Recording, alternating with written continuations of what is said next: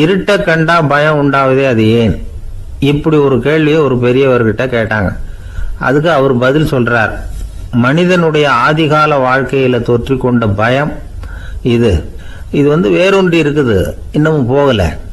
50,000 வருஷங்களுக்கு முன்னாடி மனுஷன் குகைகள்ல வாழ்ந்தான். பகல்ல பயம் இருக்காது, ராத்திரியில மிருகங்கள் தாக்கும், கொல்லும், நிம்மதியா தூங்க கூட முடியாது.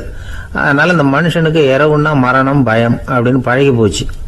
மனிதர்களுடைய எல்லா மனசையும் சேர்த்து மொத்தமா ஒரு மனசு உண்டு. மனிதர்களுடைய நினைவு இந்த மொத்த மனசுல பதிஞ்சிருக்கு, பரவுது. இந்த மொத்த மனசுல இருட்டு பற்றிய பயம் பதிந்து நீடிக்குது அப்படிங்கிறார் அவர். இந்த காலத்துல இரவை பகலாக்கிறதுக்கு எவ்வளவோ விளக்குகள்லாம் வந்தாச்சு. ராத்திரியிலேயும் மிருகங்கள் தாக்குங்கிற நிலைமை இல்லை. பாதுகாப்பான வீடுகள், விலங்குகளும் விலகி போயிட்டு, விலங்குகள்லாம் விலகி போயிட்டு, வீடுகளும் பாதுகாப்பா இருக்குது. சரி, இருந்தாலும் அந்த பழங்கால பயம் இருட்டு பயம் இன்னமும் மனுஷனை விட்டு போகல. இன்னொரு விஷயம் என்னன்னா, இருட்டில இருந்து வெளிச்சத்துக்கு வராத மனிதர்கள் இன்னைக்கு அதிகம். ஒரு ஆளு ஆத்துக்கு மீன் பிடிக்கிறதுக்காக போனான், இன்னும் விடியல. அதுக்குள்ள வலையை எடுத்துட்டு கிளம்பி போயிட்டான். வெளிச்சம் வர்றதுக்கு முன்னாடியே போய் சேர்ந்துட்டான். விடிகிற வரைக்கும் என்ன பண்றது? சும்மா கரையிலேயே உட்காந்து காலாட்டிட்டு இருக்கிறான். காலில் ஏதோ ஒரு சின்ன மூட்டை தட்டுப்பட்டுது. இருட்டில் அது என்னன்னு சரியா தெரியல. மூட்டைக்குள்ள சின்ன சின்ன கல்லா நிறைஞ்சி இருக்குது. சும்மா பொழுது போகணுமேங்கிறதுக்காக இவன் அந்த மூட்டைக்குள்ள இருந்து ஒவ்வொரு கல்லா எடுத்து ஆத்துல வீசிக்கிட்டு இருக்கிறான். விடிகிற வரைக்கும் வேற வேலை இல்லைங்கிறதுனால எப்படி செஞ்சுக்கிட்டே உட்காந்துருக்கிறான். கிழக்க மெதுவா வெளிச்சம் தெரிய ஆரம்பிச்சது. பொழுது விடியறதுக்கான அறிகுறி. இதுக்குள்ள அந்த மூட்டையில இருந்த எல்லா கல்லையும் எடுத்து வீசி எறிஞ்சுட்டான். கடைசியா ஒரே ஒரு கல் மட்டும்தான் கையில பாக்கி இருந்தது. வெளிச்சம் வந்ததும் அந்த கல்லை பார்த்தான், அப்படியே திகைச்சு போயிட்டான். அடடா, இது வரைக்கும் தெரியாம தப்பு பண்ணிட்டோமே அப்படின்னு நினைச்சான். ஏன் தெரியுமா? அவன் கையில இருந்தது வெறும் கல் இல்ல, விலை வசந்த ரத்தன கல். அது இருட்டுல என்னன்னு புரியாததுனால மூட்டையில இருந்த எல்லா ரத்தன கல்லையும் ஆத்துல வீசி எறிஞ்சிருக்கிறான். இப்போ அவனுக்கு அழுகையே வந்துடும் போல இருந்தது. வாழ்க்கையை வசதி ஆக்கிக்கிறதுக்கான வாய்ப்பு அவனுக்கு இருந்தது. இருந்தாலும் இருட்டுல அதை இழந்துட்டான். அந்த வகையில அவனுக்கு கொஞ்சம் அதிர்ஷ்டம் இருந்திருக்குது. அதாவது ஏதோ ஒரு வகையில இருந்திருக்குது. அதனாலதான் அந்த கடைசி கல்ல எரியறதுக்குள்ள வெளிச்சம் வந்துட்டுது. பல பேருக்கு அந்த அளவு கூட அதிர்ஷ்டம் வர்றதில்லை.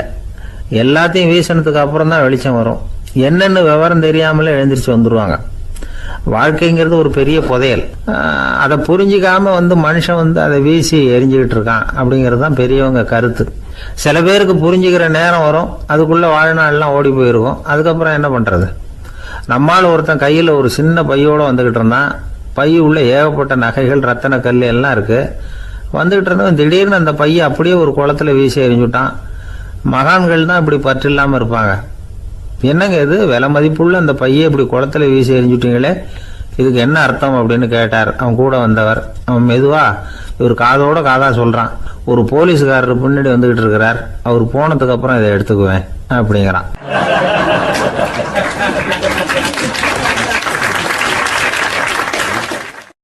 ஒரு சின்ன பையன் என்னை தேடிட்டு ஓடி வந்தான்.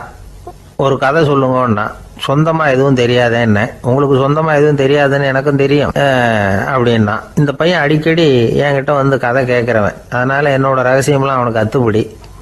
அதனால தான் அவ்வளவு தெளிவா அடிச்சு விடுறான். சரி, இப்ப என்ன செய்யலாம்னு, பழைய கதை ஏதாவது ஒன்று சொல்லுங்களேன்னா. உனக்கு கிருஷ்ண தேவராயரை தெரியுமான்னு. அவர்கிட்ட நேரில் பழக்கம் இல்லை, ஆனால் அவரை பற்றி புஸ்தகத்தில் படிச்சிருக்கேன்னா. சரி, இவங்கிட்ட மேற்கொண்டு பேச்சு கொடுத்தா நம்மளை ஒரு மாதிரி ஆக்கி விடுவான் அப்படிங்கிறத யூகம் பண்ணிட்டு அவனை உட்கார வச்சு கடைசி வரைக்கும் குறுக்க பேசக்கூடாது அப்படின்னு ஒரு கண்டிஷனையும் போட்டுட்டு அந்த கதையை சொன்னேன். ஒரு சமயம் கிருஷ்ணதேவராயர் சமஸ்தானத்துக்கு ஒரு பெரிய வித்வான் சேர்ந்தாராம். என்னோட போட்டி போடுறதுக்கு இந்த ஊர்ல யாராவது இருக்கீங்களா அப்படின்னு சவால் விட்டாராம். அந்த ஊர்ல இருந்த பெரிய பெரிய வித்வான்லாம் இது ஏதுடா வம்பா போச்சுன்னு நினைக்க ஆரம்பிச்சிட்டாங்க. யாரும் அந்த ஆளோட போட்டி போடுறதுக்கு தயாரா இல்லை. எல்லாரும் நடுங்கிக்கிட்டு இருக்கிறாங்க. அந்த நேரத்துல ஒருத்த மட்டும் தைரியமா முன்னுக்கு வந்தான். அது யாருன்னா தெனாலிராமன். அந்த சமஸ்தானத்துல விகட கவி அவன். என்ன அனுப்புங்க போட்டிக்கு, நான் ஜெயிச்சு காட்டுறேன்னா. உனக்கு அவ்வளவு தைரியம் இருக்குதா அப்படின்னு கேட்டாங்க. தைரியம் மட்டும்தான் என்கிட்ட இருக்குது, ஆனா தைரியம் இருந்தா அதிர்ஷ்டம் தேடிட்டு வருங்கிறது எனக்கு தெரியும் அப்படின்னா. அடுத்த நாள் போட்டி ஆரம்பமாச்சு. அந்த பெரிய வித்வான் வந்து நின்னார். தெனாலிராமன் எதிரில் வந்து நின்னான். அந்த வித்வான் ஒரு விரலை காட்டினார். தெனாலிராமன் பதிலுக்கு 2 விரலை காட்டினான். வித்வான் 3 விரலை காட்டினார். இவன் உடனே 4 விரலை காட்டினான். உடனே 5 விரலை காட்டினார் அவர். தெனாலிராமன் உடனே தன்னுடைய கை முஷ்டியை காட்டினான், கையை மூடி காட்டினான். அவ்வளோதான். அந்த பெரிய வித்வான் கிருஷ்ணதேவராயர் காலில் விழுந்தார். நான் தோத்துட்டேன், என் தோல்வியை ஒத்துக்கிறேன் அப்படின்னு சொல்லிவிட்டார். கிருஷ்ணதேவராயர் அவரை தனியாக அழைச்சிட்டு போய் என்ன நடந்ததுன்னு விசாரித்தார். அந்த வித்வான் விளக்கம் கொடுத்தார். ஆண்டவன் ஒருவன் தான் உண்டுங்கிறத விளக்கறதுக்காக நான் ஒரு விரலை காட்டினேன். அப்படி இல்லை, சக்தியை சேர்த்தா சக்தி சிவன் 2 பேர் உண்டுன்னு உங்கள் வித்வான் 2 விரலை காட்டினார். மூர்த்திகள் 3 பேருங்கிறதுக்காக நான் 3 விரலை காட்டினேன். வேதங்கள் 4ன்னு சொல்லி ஒரு 4 விரலை காட்டினார். பஞ்சபூதங்கள் 5ன்னு நான் 5 விரலை காட்டினேன். அதையெல்லாம் அடக்கி ஆளணும்னு சொல்லி அவர் கையை மூடி உறுதியாக காட்டினார். அடடா, உங்கள் வித்வானுக்கு எப்பேற்பட்ட அறிவு! அவர் தான் ஜெயிச்சார், நான் தோத்துட்டேன் அப்படின்னார் அவர். அப்படி சொல்லிவிட்டு அவர் போயிட்டார். அதுக்கப்புறம் தெனாலிராமனை கூப்பிட்டு என்னப்பா நடந்தது அப்படின்னு கேட்டாராம். அதுக்கு தெனாலிராமன் விளக்கம் கொடுத்துருக்குறான். அவன் முதல்ல என்னை கொன்னுடுவேன்னு அந்த வித்வான் ஒரு விரலை காட்டினான். உடனே ஒரு 2 கண்ணையும் தோண்டி போடுவேங்கிறதுக்காக நான் 2 விரலை காட்டினேன். உனக்கு நாமம் போட்டுருவேன்னு சொல்லி 3 விரலை காட்டினான். அதை அழிச்சிருவேன்னு 4 விரலை காட்டினேன். உன்னை அரைஞ்சிருவேன்னு அவன் 5 விரலை காட்டினான். நான் உங்களை குத்தி போடுவேன்னு சொல்லி கையை மூடி காட்டினேன் அப்படின்னா. இப்போ பாருங்க, ஜெயிச்சது யார்? தைரியம் மட்டும் இருந்துட்டா அதிர்ஷ்டம் தானாக தேடி வருங்கிறது எவ்வளவு உண்மையாக போச்சு. அதனால் நாம் எப்பவும் தைரியமாக இருக்கணும்னு சொல்லிவிட்டு என் எதிரில் கதை கேட்டுட்டு உட்காந்துருந்த சின்ன பையனை பார்த்தேன். அவன் என்னை நிமிர்ந்து பார்த்தான். அவன் தன்னோட கை கால் 2ஐயும் ஒரு மாதிரியாக என் முன்னால் தூக்கி 20 விரலை காட்டினான். எனக்கு ஒன்றும் புரியல. இதுக்கு என்னப்பா அர்த்தம்னு கேட்டேன். இதே கதையை இதுக்கு முன்னாடி என்கிட்ட 20 தடவை நீங்கள் சொல்லியிருக்கீங்கன்னு அர்த்தம் அப்படின்னா.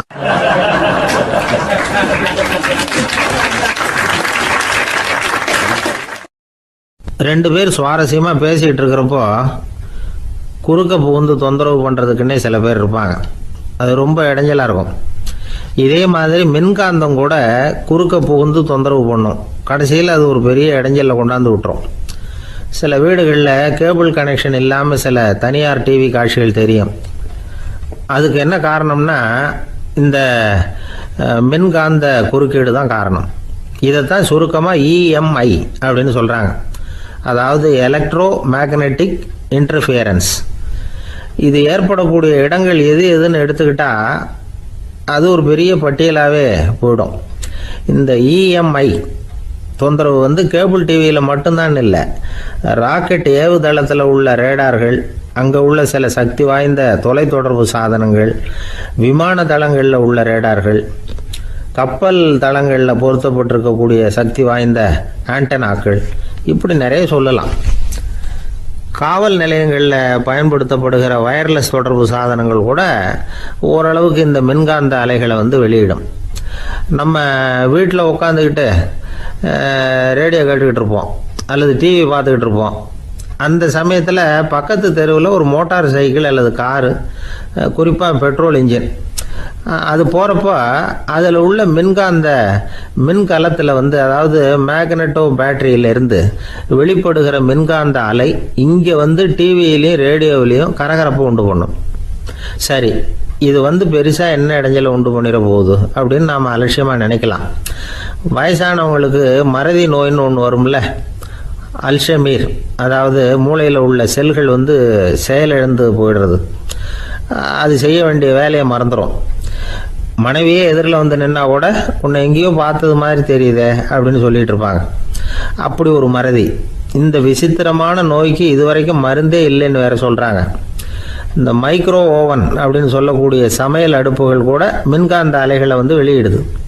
சமயத்தில் சில தொழிற்சாலைகளில் கூட பெரிய விபத்துக்களை இந்த இஎம்ஐ உண்டு பண்ணிவிடும். இதை பற்றி தீவிரமாக சிந்திக்க ஆரம்பித்ததே ஒரு விபத்துக்கு பிறகு தான். அமெரிக்காவுக்கும் வியட்நாமுக்கும் இடையில் போர் நடந்தது. அந்த சமயம் அமெரிக்காவுக்கு சொந்தமான விமானம் தாங்கி கப்பல் ஒன்று வியட்நாமை தாக்கிறதுக்கு தயாராக ஏவுகணைகளோட கடலில் நிறுத்தி வைக்கப்பட்டிருந்தது. தற்செயலாக அந்த பகுதியில் கப்பல் தொலைத்தொடர்பு பகுதிக்கு அருகில் ஊடுருவிய இந்த சக்தி வாய்ந்த ரேடியோ அலைகள் ஏவுகணையில் இருந்த மின்னணு சர்க்கியூட்டை பூர்த்தி செஞ்சு வச்சுட்டுது. அவ்வளவுதான். ஏவுகணை அங்கேயே வெடித்து சிதறி போச்சு. 130 பேர் அந்த இடத்துலயே உடல் கருகி செத்து போட்டாங்க. ஏகப்பட்ட பொருள்கள் நாசம். இந்த விபத்துக்கான காரணம் என்னங்கிறத உடனடியாக யாராலையும் கண்டுபிடிக்க முடியல. ரொம்பவும் கடுமையாக முயற்சி பண்ணி கடைசியாக கண்டுபிடிச்சாங்க, இது இந்த இஎம்ஐ வேலை தான் அப்படின்னு. மின்னணு தொலைபேசிகள் இருக்கு, இதில் பேசும்பொழுது நம்ம காதை அதாவது செவியை ஊடுருவக்கூடிய மின்காந்த அலையானது மூளைக்கு போய் அங்கே மூளை கட்டிகளை உருவாக்க ஊக்கம் கொடுக்குது அப்படின்னு வேற கண்டுபிடிச்சிருக்கிறாங்க. இந்த இஎம்ஐ ரொம்ப குறைஞ்ச மின்காந்த அழுத்தத்தில் நமக்கு எந்த பாதிப்பையும் ஏற்படுத்துறதில்லை. மின்காந்த அலைகள் அழுத்தத்தோடு இருக்கிற இடங்களில் ரொம்ப நேரம் இருந்தோம்னா நம்ம உடம்பின் வெப்பநிலை 2 டிகிரி செல்சியஸ் வரைக்கும் அதிகரிக்குதாம். அதனால் வெப்பநிலையை சீராக்கிறதுக்கு இதய துடிப்பும் அதிகரிக்குது. இப்படிலாம் கண்டுபிடிச்சிருக்கிறாங்க. இப்போல்லாம் இந்த மின்காந்த குறுக்கீடுகளை தடுக்கிறது எப்படி அப்படின்னு விஞ்ஞானிகள் யோசனை செய்ய ஆரம்பிச்சிருக்கிறாங்க. இந்த விஷயத்தில் அலட்சியமாக இருந்தோம்னா எதிர்காலத்தில் நிறைய பேருக்கு இந்த ஞாபக மறதி நோய் வந்துடும். அப்புறம் அது ரொம்ப கஷ்டமாக போயிடும். ஒரு குடும்ப தலைவர் தன் மனைவியை பார்த்து, யார் நீ, உன்னை எங்கேயோ பார்த்தது மாதிரி இருக்குதே அப்படின்னு சொல்லிக்கிட்டு இருந்தார். உடனடியாக அவரை போய் பார்த்தேன். வாங்க டாக்டர்கிட்ட போகலாம் அப்படின்னு. அவர் என்னை தனியாக அழைச்சிட்டு போய் காதோட காதாக மெதுவாக சொல்கிறார், இதை பாருப்பா, என் கையில் பணம் இல்லாத போகலாம் அப்படி மறதி நோய் வந்துட்டது மாதிரி நடிச்சுக்கிட்டு இருப்பேன், அவ்வளவுதான், அதை நீ கண்டுக்காத அப்படின்னார்.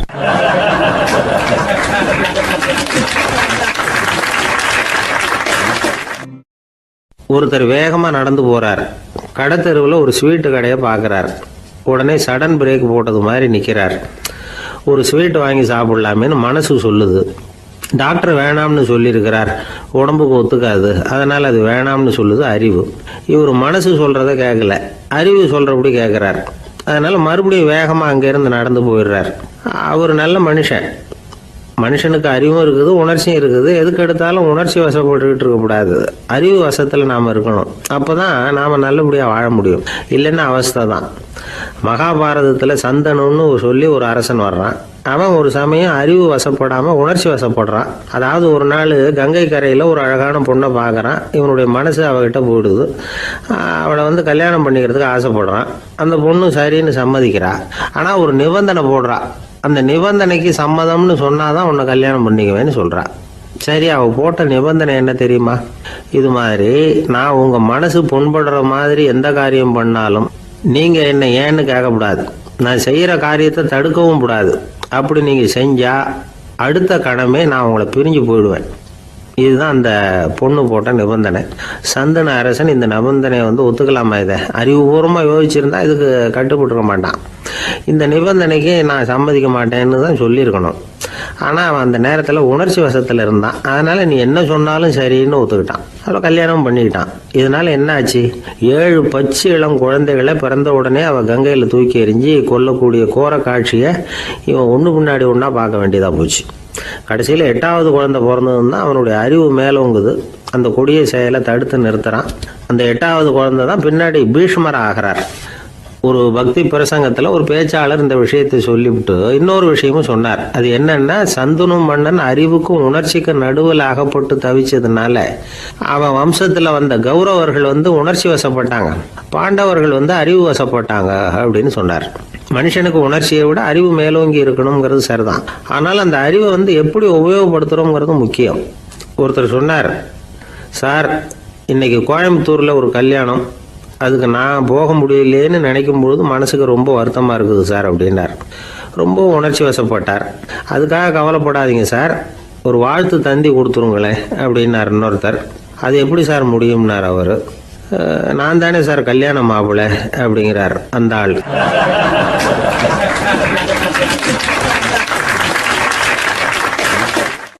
ஒரு அழகான கடற்கரை. சுற்றுலா பயணிகள் நிறைய பேர் அங்கே போகிறது வழக்கம். சனி ஞாயிறு கூட்டம் அதிகமாக இருக்கும். அதோட விளைவு என்னங்கிறது அடுத்த நாள் தான் தெரியும். ஆமாம், அந்த கடற்கரையை சுத்தப்படுத்துகிற தொழிலாளிகள் திங்கட்கிழமை ரொம்ப சிரமப்படுவாங்க. சனி ஞாயிறு வந்த கூட்டம் கடற்கரை பூராவும் காலி ஐஸ்கிரீம் கப்புகளை வீசி எறிஞ்சிட்டு போயிருக்கும்.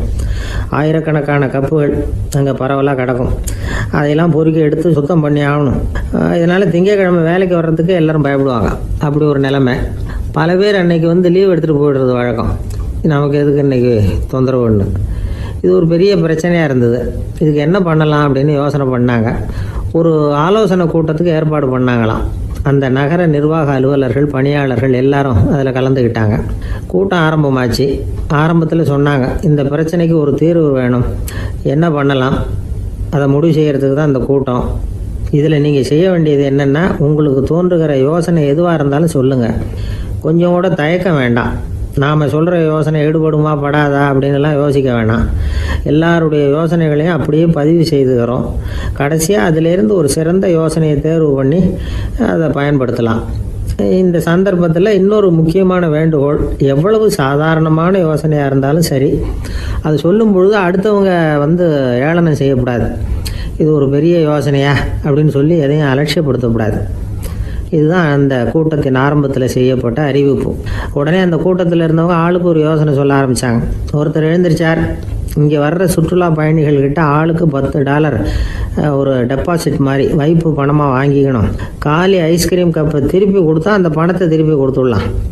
இப்படி ஒரு ஏற்பாடு பண்ணிக்கிட்டா கப்புகளை தேடி பொறுக்கிட்டு இருக்க வேண்டியதில்லை, எல்லாம் ஒரே இடத்துக்கு வந்து சேர்ந்துடும். அப்படியே நாம் தூக்கிட்டு போய் ஒரு இடத்துல கொட்டி விடலாம் அப்படின்னார். இன்னொருத்தர் எழுந்திரிச்சார், கப்பை கீழே போட்டால் $50 அபராதம் அப்படின்னு அங்கங்கே போர்டு எழுதி வச்சுடலாம்.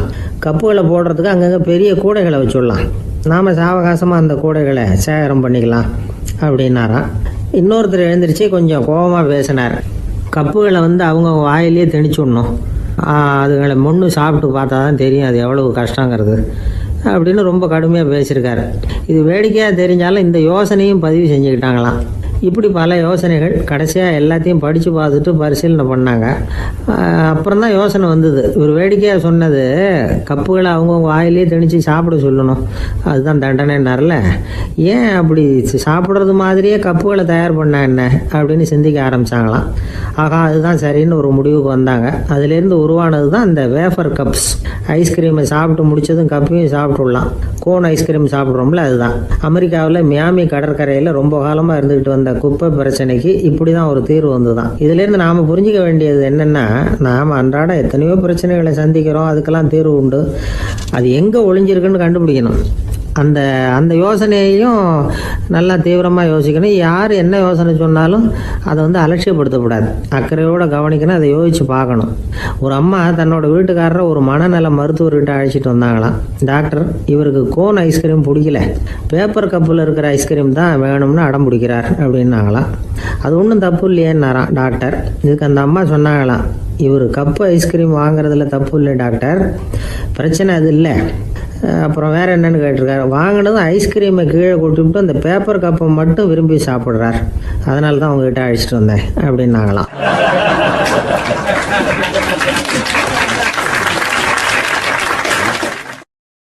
ஒரு நண்பர் வந்தார். ரொம்பவும் இறுக்கமாக உடை அணிஞ்சிருந்தார். அதாவது ஆடைக்குள்ளே அவர் மாட்டிக்கிட்டு இருந்தது மாதிரி தெரிஞ்சது. ஏன் துணி குறைச்சலாக எடுத்துட்டிங்களா அப்படின்னு கேட்டோம். இல்லைங்க, எனக்கு எப்போவுமே இறுக்கமாக உடை அணிகிறது தான் பிடிக்கும் அப்படின்னார். ஒருத்தர் எப்படி உடை அணிகிறார் அப்படிங்கிறத வச்சு அந்த ஆள் எப்படிப்பட்டவர் அப்படிங்கிறத கண்டுபிடிச்சிடலாம். உடை அணிகிற விதம் ஒருத்தருடைய மனநிலையை வெளிப்படுத்துதான். இப்போ இறுக்கமான உடை அணிகிறவங்க பொதுவாக மன நிம்மதி இல்லாதவங்களாக இருப்பாங்களாம், கோபக்காரங்களாக இருப்பாங்களாம். ரொம்ப தொலைதொலைப்பாக ஆடை அணிகிறவங்க இருக்கிறாங்கல்ல, அவங்கெல்லாம் அமைதியான ஆளாக இருப்பாங்களாம், சாந்தமாக இருப்பாங்களாம். இவங்கெல்லாம் போராடுறதுக்கு சரியாக வரமாட்டாங்களாம். இப்படி ஒரு கணிப்பு இருக்குது. அதனால தான் போர் வீரர்களுக்கெல்லாம் இறுக்கமான உடையை தான் கொடுக்கறது வழக்கம். ஆனால் சன்னியாசிகளை பாருங்கள், அவங்களுக்கெல்லாம் ரொம்ப தொலை உடைகள் தான்.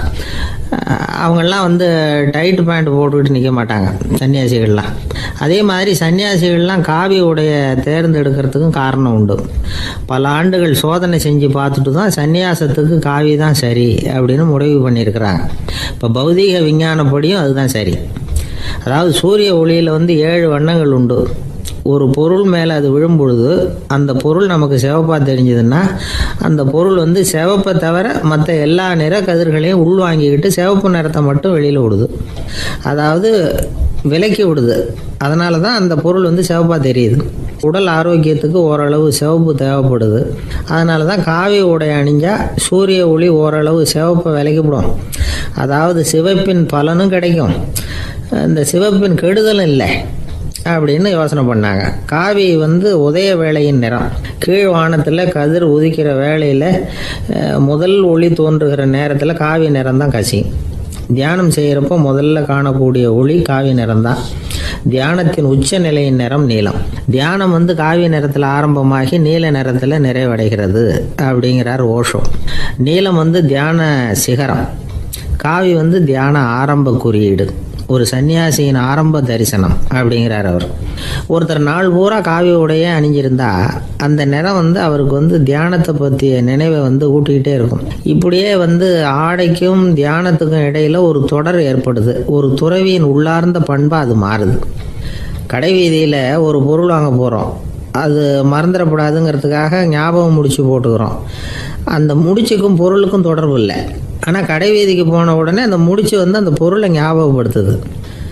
அதாவது அந்த முடிச்சு ஒரு தொடர்பு அம்சமாக அமையுது. அது மாதிரி தான் காவி உடையும். ஒரு துறவி நடக்கும் பொழுது, சாப்பிடும் பொழுது, குளிக்கும் பொழுது அவருடைய காவி உடை அவருக்கு ஞாபகப்படுத்திக்கிட்டே இருக்கும். அது ஒரு நிலைப்படுத்தப்பட்ட நினைவாக ஞாபகம் முடிச்சாக மாறிடுது.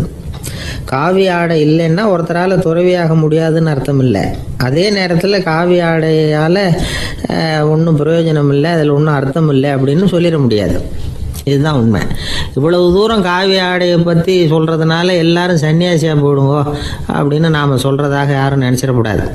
மனசுக்கும் நிறத்துக்கும் உள்ள சம்பந்தத்தை தெரிஞ்சுக்கிறதுக்காக தான் இவ்வளவும். நமக்கு தெரிஞ்ச நண்பர் ஒருத்தர் இருக்கிறார், ஆஃபீஸில் வேலை பார்க்குறவர். ஒவ்வொரு மாதமும் 20ஆம் தேதிக்கு பிறகு அவரை போய் பார்த்தீங்கன்னா காவி உடை அணிஞ்சிக்கிட்டு, கண்ணை மூடிக்கிட்டு, கை ரெண்டையும் விரித்து வச்சுக்கிட்டு தியானத்திலேயே உட்காந்துருப்பார். ஏன் இப்படி பண்ணுறீங்கன்னு கேட்டேன். அதாவது 20ஆம் தேதிக்கு பிறகு என் கையில் ஒரு பைசா கூட கிடையாது, ஒரு சன்னியாசி லெவலில் இருக்கிறேன், என்கிட்ட எதுவும் செலவுக்கு கேட்காத அப்படின்னு என் மனைவிக்கு நான் சூக்காக உணர்த்துறதுக்காக அப்படி உட்காந்துருப்பேன் அப்படின்னு விளக்கம் கொடுக்குறார் அவர்.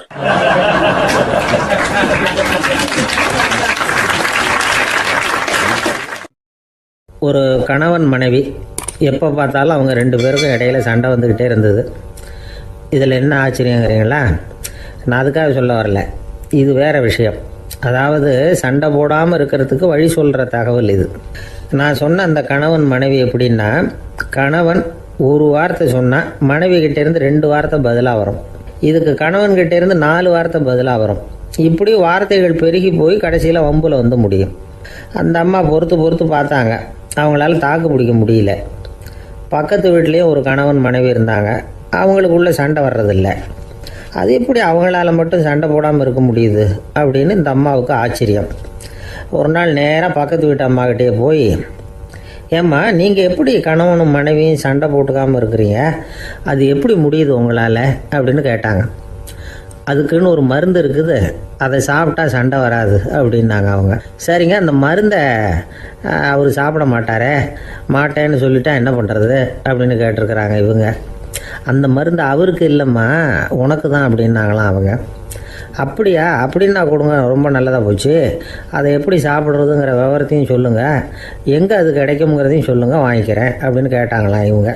வேறு எங்கேயும் போய் வாங்க வேண்டாம், என்கிட்டே இருக்க அந்த மருந்து அதில் கொஞ்சம் தர்றேன், வாங்கி வச்சுக்க. உன் வீட்டுக்காரர் உன்னோட சண்டையை ஆரம்பிக்கிறப்போலாம் நீ இந்த மருந்தில் ஒரு அவுன்ஸ் வாயில் ஊற்றிக்கணும். அதை உடனே குடிச்சிடக்கூடாது, ஒரு 5 நிமிஷமாவது அது வாயில் இருக்கணும், அதுக்கப்புறம் குடிச்சிடலாம் அப்படின்னு சொல்லி ஒரு பாட்டில் மருந்தை இந்த அம்மாக்கிட்ட கொடுத்து அனுப்புனாங்களாம். மருந்தை எடுத்துக்கிட்டு இந்த அம்மா வீட்டுக்கு வந்திருக்கிறாங்க. வீடு பூட்டி இருந்ததுனால கணவன் வாசல்லையே காத்துக்கிட்டு இருக்கிறான். மனைவியை கண்டதும் சண்டை போட ஆரம்பிச்சிட்டான். வீட்டை பூட்டி விட்டு எங்கே போய் தொலைஞ்ச, எவ்வளோ நேரமாக ஒரு மனுஷன் வாசல்லையே காத்துட்டு கிடக்கிறது அப்படி இப்படின்னு கத்த ஆரம்பிச்சிட்டான். மனைவி இதுக்கு பதிலே சொல்லலை. அந்த அம்மா பேசாமல் வீட்டை திறந்தாங்க, சமையல் அறைக்குள்ளே போனாங்க, ஒரு அவுன்ஸ் மருந்தை வாயில் ஊற்றிக்கிட்டாங்க. அன்னைக்கு சண்டை மேற்கொண்டு வளரவே இல்லை, நின்றுட்டுது. மருந்து பரவாயில்லை. அதுக்கப்புறம் பல சந்தர்ப்பங்களில் சண்டை வரும் போல் இருக்கிற போலாம் இந்த மருந்து அதை நிறுத்தியிருக்கு. பிரமாதமான மருந்தாக இருக்குது இதை கொஞ்சம் அதிகமாகவே வாங்கி வீட்டில் வச்சுக்க வேண்டியது தான் அப்படின்னு முடிவு பண்ணிக்கிட்டு இந்த அம்மா மறுபடியும் பக்கத்து வீட்டு அம்மாக்கிட்ட போனாங்க. எவ்வளவு விலையானாலும் சரி, நான் காசு கொடுத்து வாங்கி வச்சுக்கிறேன், எந்த கடையில் இருக்குது இந்த மருந்து சொல்லுங்க அப்படின்னு கேட்டாங்க. இந்த மருந்துக்கு விலையே கிடையாதுங்க, இலவசமாகவே கிடைக்கும்னாங்களாம் அவங்க. அது எப்படி விலையில்லாமல் இதை விற்க முடியுது அப்படின்னு கேட்டாங்களாம் இவங்க. அது மருந்தாக இருந்தால் தானே விலை வைக்கிறதுக்கு, அது வெறும் தண்ணி தானே அப்படின்னாங்களாம். வெறும் தண்ணியாக சண்டையை நிறுத்துது அப்படின்ட்டு இருக்காங்க இவங்க. அது சண்டையை நிறுத்தலை, உன்னோட மௌனம் தான் சண்டையை நிறுத்துது. நீ வாயில் தண்ணியை வச்சுக்கிறதுனால எதிர்த்து பேசுறதில்ல, அதனால் உன்னுடைய கணவர் கோபம் வந்து சாந்தமாயிடுது அப்படின்னாங்களாம் அவங்க. இந்த கதையிலேருந்து சண்டையை நிறுத்துகிற மருந்து எதுன்னு தெரிஞ்சுக்கிட்டோம் இல்லையா. ஒருத்தர் என்ன பண்ணார், பாட்டிலில் வந்து தண்ணியை ஊற்றி வச்சுக்கிட்டு அவர்கிட்ட வர்றவங்களுக்கெல்லாம் இதை சிபாரிசு பண்ணலாம்னு நினச்சிக்கிட்டு உட்காந்துருந்தார். ஒரு அம்மா வந்தாங்க. இதை கேட்டுவிட்டு இதையே ஒரு மருந்து மாதிரி கொடுக்கலாம்ங்கிறது அவர் முடிவு. அதனால் பாட்டிலில் தண்ணியை அடைச்சி வச்சுக்கிட்டு அதில் கலருக்காக என்னத்தையோ ஒரு ஜீரகம் அது மாதிரி எதையாவது கலந்து வச்சுக்கிட்டு ஒரு மருந்து மாதிரி ஒரு பாவனையில் வச்சுக்கிட்டு உட்காந்துருக்காரு. யாராவது வீட்டில் சண்டைன்னா என்கிட்ட வாங்க மருந்து தரேன்னு. ஒரு அம்மா வந்தாங்க. எனக்கும் என் வீட்டுக்காரருக்கும் அடிக்கடி சண்டை வருதுங்க அப்படின்ட்டு இருக்காங்க. கவலைப்படாதம்மா, நான் ஒரு மருந்து தரேன்னு சொல்லி வீட்டுக்குள்ளே போய் ஒரு பாட்டில் எடுத்து வந்து கொடுத்தாரு. பாட்டிலில் இருக்கிறது என்னங்கிறத சொல்லிவிட்டா அது பேரில் மரியாதை வராது இல்லையா, அதனால் சொல்லலை. அந்த அம்மா வாங்கிட்டு போனாங்க. 4 நாள் கழித்து திரும்பி வந்தாங்க. என்னம்மா வீட்டில் சண்டை நின்று போச்சான்னு கேட்டிருக்காரு இவர். அங்கே நின்று போச்சுங்க, இப்போ உங்ககிட்ட ஆரம்பமாக போகுதுன்னாங்களாம். என்னம்மா அப்படின்ட்டுருக்காரு அவர் பயந்து போய். இப்போ என்னங்க நீங்கள் என்ன மருந்து கொடுத்துருக்குறீங்க என்னங்க அப்படின்னாங்களாம் கோபமாக. அது வெறும் தண்ணி தானே அப்படின்ட்டுருக்காரு இவர். தண்ணியாக இது நல்லா பாருங்கள் அப்படின்னு அந்த பாட்டிலில் நீட்டினாங்களாம். இவர் வாங்கி பார்த்துருக்காரு. அப்புறம் தான் விஷயம் புரியுது அவருக்கு. இவர் கை தவறுதலாக அவங்க வீட்டில் இருந்த மண்ணெண்ணெய் பாட்டில் எடுத்து அவர்கிட்ட கொடுத்துருக்குறாங்க. அப்புறம் என்ன ஆகும், சண்டை வராமல்.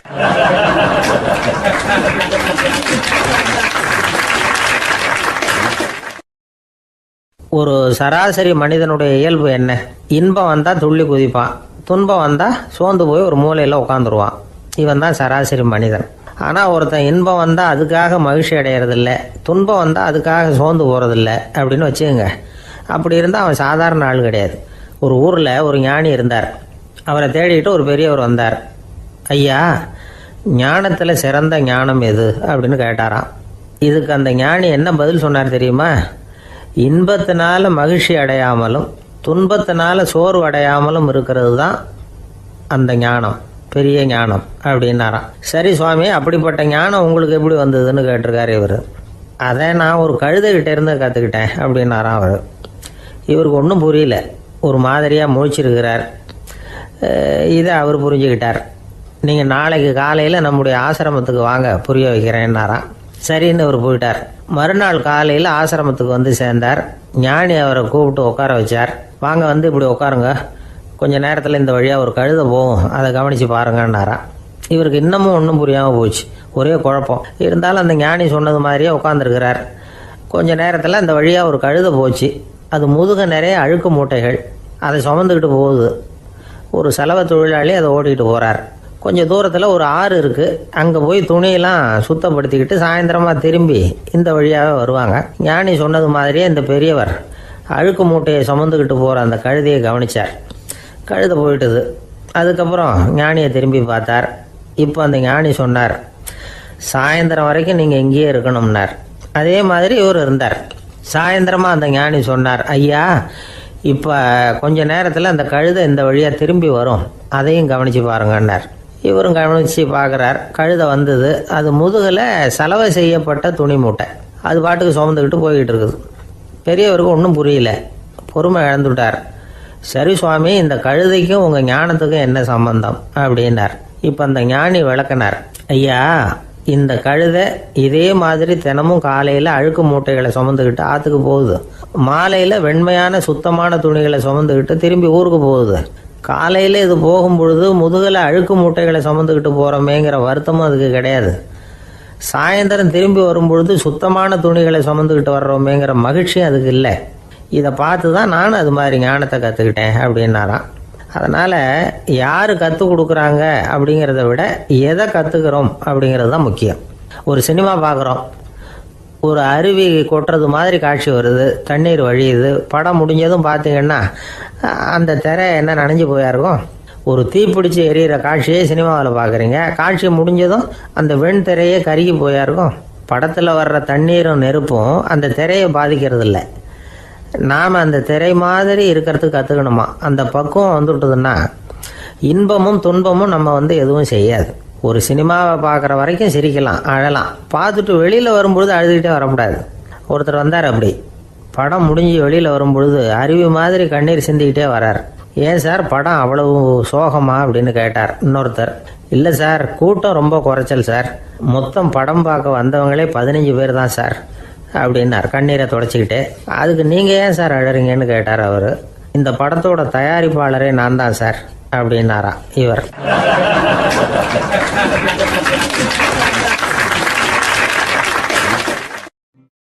நமக்கு முன்னாடி நமக்கு வேண்டிய ஒருத்தர் ஒரு கிளாஸில் நமக்கு பழச்சாறு கொண்டாந்து வைக்கிறாருன்னு வச்சுக்கோங்க. உடனே நாம் என்ன பண்ணுவோம்?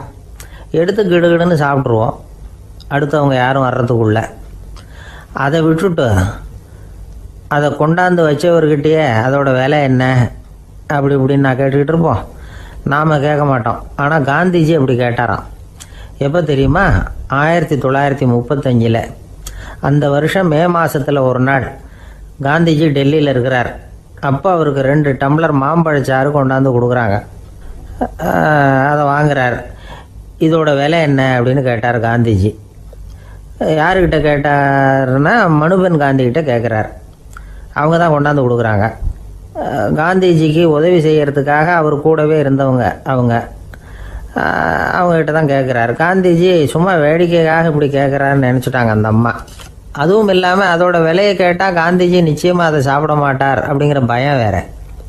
அதனால் அந்த அம்மா பதில் எதுவும் சொல்லாமல் கம்முன்னு இருந்துட்டாங்க. கொஞ்ச நேரம் ஆச்சு. அந்த பழச்சாறு வச்ச இடத்துல அப்படியே இருக்குது, வச்ச இடத்துல வச்சபடியே இருக்குது. காந்திஜி அதை சாப்பிடவே இல்லை. மனுபென் காந்தி பார்த்தாங்க. மெதுவாக காந்திஜிக்கிட்ட போய் அதை சாப்பிடுங்களேன் அப்படின்னாங்க. பழச்சாறு விலை என்னன்னு கேட்டேன், அதுக்கு பதில் இல்லை. அது முதல் தப்பு. பதிலை எதிர்பார்த்திருந்தும் அதை பற்றி விசாரிக்கலை, அது 2வது தப்பு. இப்படி 2 தப்புகளை பண்ணிவிட்டு என்கிட்ட வந்து இதை சாப்பிடுங்கன்னு சொன்னால் அது எப்படி அப்படின்னு கேட்டாராம் காந்திஜி. மனுபென் காந்தி என்ன சொல்கிறதுன்னு தெரியாமல் திகைச்சு போய் நின்றுக்கிட்டு இருந்தாங்க. காந்திஜி தொடர்ந்து சொன்னாராம், இப்போ என் முன்னாடி வச்சிருக்கிற இந்த பழச்சாறு விலை சுமாராக ஒரு ₹1/2 இருக்கும். அது அந்த காலத்து மதிப்பு. இந்த பழச்சாறு இல்லாமல் கூட என்னால் இருக்க முடியும். ஆனால் அவசியமான பொருள்களை வாங்கிறதுக்கு கூட சக்தி இல்லாத மக்கள் இந்த நாட்டில் நிறைய பேர் இருக்கிறாங்க. அப்படி இருக்கிறப்போ எனக்கு என்னத்துக்கு இந்த விலை உயர்ந்த பானம்? இதை இப்போ நான் சாப்பிட்டா என் உடம்பு வேணும்னா ஆரோக்கியமாகலாம், ஆனால் என் மனசு அமைதி அடையாது. எனக்கு என்னுடைய உடல் ஆரோக்கியத்தை விட மன ஆரோக்கியம்தான் முக்கியம். அதனால் இதை நான் சாப்பிட மாட்டேன், எடுத்துகிட்டு போயிடு அப்படின்னாராம். அந்த சமயத்தில் ஒரு அகதி பொண்ணு 2 குழந்தைகளோட காந்திஜியை பார்க்குறதுக்காக வந்தது. வணக்கம் சொல்லிச்சு. காந்திஜி உடனே தனக்கு முன்னாடி இருந்த பழச்சாற்றை எடுத்து அந்த பொண்ணுக்கிட்டேயும் குழந்தைகள்கிட்டையும் கொடுத்து சாப்பிட சொன்னார். அவங்க அதை வாங்கி ரொம்ப சந்தோஷத்தோடு சாப்பிட்டாங்களாம். அதை பார்த்த காந்திஜி முகத்தில் ஒரு புன்னகை, ஒரு பரவசம், ஒரு திருப்தி. அவர் மனசு நிறைஞ்சி இருந்தது. அப்போ அவர் சொன்னாராம், ஆண்டவன் எனக்கு எப்பவும் சரியான சமயத்தில் கை கொடுப்பாருங்கிறது அதுக்கு இதுதான் அத்தாட்சி. நான் ஒரு இக்கட்டான சூழ்நிலையில் இருக்கிறப்ப கூட கடவுளின் கருணையால் அந்த சூழ்நிலை என்னை பாதிக்கலை. என் கூட இவ்வளோ நாள் பழகியும் கூட இங்கே இருக்கிறவங்க எனக்கு அதிக விலையுள்ள பழரசத்தை கொடுத்தாங்க. ஆனால் சரியான நேரத்தில் அதை சாப்பிட வேண்டியவங்களை என்கிட்ட அனுப்பி வச்சு என்னை சந்தோஷப்படுத்தினார் கடவுள், அவருக்கு நன்றி அப்படின்னாராம் மகாத்மா காந்தி. உடல் ஆரோக்கியத்தை விட மன ஆரோக்கியம்தான் எனக்கு முக்கியம்னு சொன்னார் பாருங்க. அதை நாம் எல்லாரும் மனப்பூர்வமாக இன்றைக்கி சிந்திச்சு பார்க்கணும். இந்த காலத்தில் எல்லாரும் அப்படியா நினைக்கிறாங்க? எனக்கு தெரிஞ்ச ஒருத்தர் இருந்தார். தினமும் காலையில் ஒரு காஃபி சாப்பிட உட்கார்ற நேரத்தில் பக்கத்து வீட்டுக்காரர் வந்து சேருவார் கரெக்டாக. உடனே அவரும் தனக்குன்னு வந்திருக்கிற காப்பியை எடுத்து மனப்பூர்வமாக பக்கத்து வீட்டுக்காரர்கிட்ட கொடுத்துருவார். அதுக்கப்புறம் அவருக்காக வேறு காப்பி போட்டு கொண்டாந்து கொடுத்தாலும் வேண்டான்னு சொல்லிடுவார். ஆண்டவனாக பார்த்து சரியான நேரத்தில் அவரை எங்கள் வீட்டுக்கு தினமும் அனுப்பி வைக்கிறார் அப்படிம்பார். ஏன் அப்படி சொல்கிறீங்க அப்படின்னு கேட்டோம் ஒரு நாள். அதுக்கு அவர் சொல்கிறார், எனக்கு என்னோட உடல் ஆரோக்கியம்தான் முக்கியம். இதை கடவுள் புரிஞ்சுக்கிட்டு எங்கள் வீட்டு காப்பியை சாப்பிட்றதுக்கு தினமும் அடுத்த வீட்டுக்காரனை அனுப்பி வைக்கிறார் அப்படின்னார் அவர்.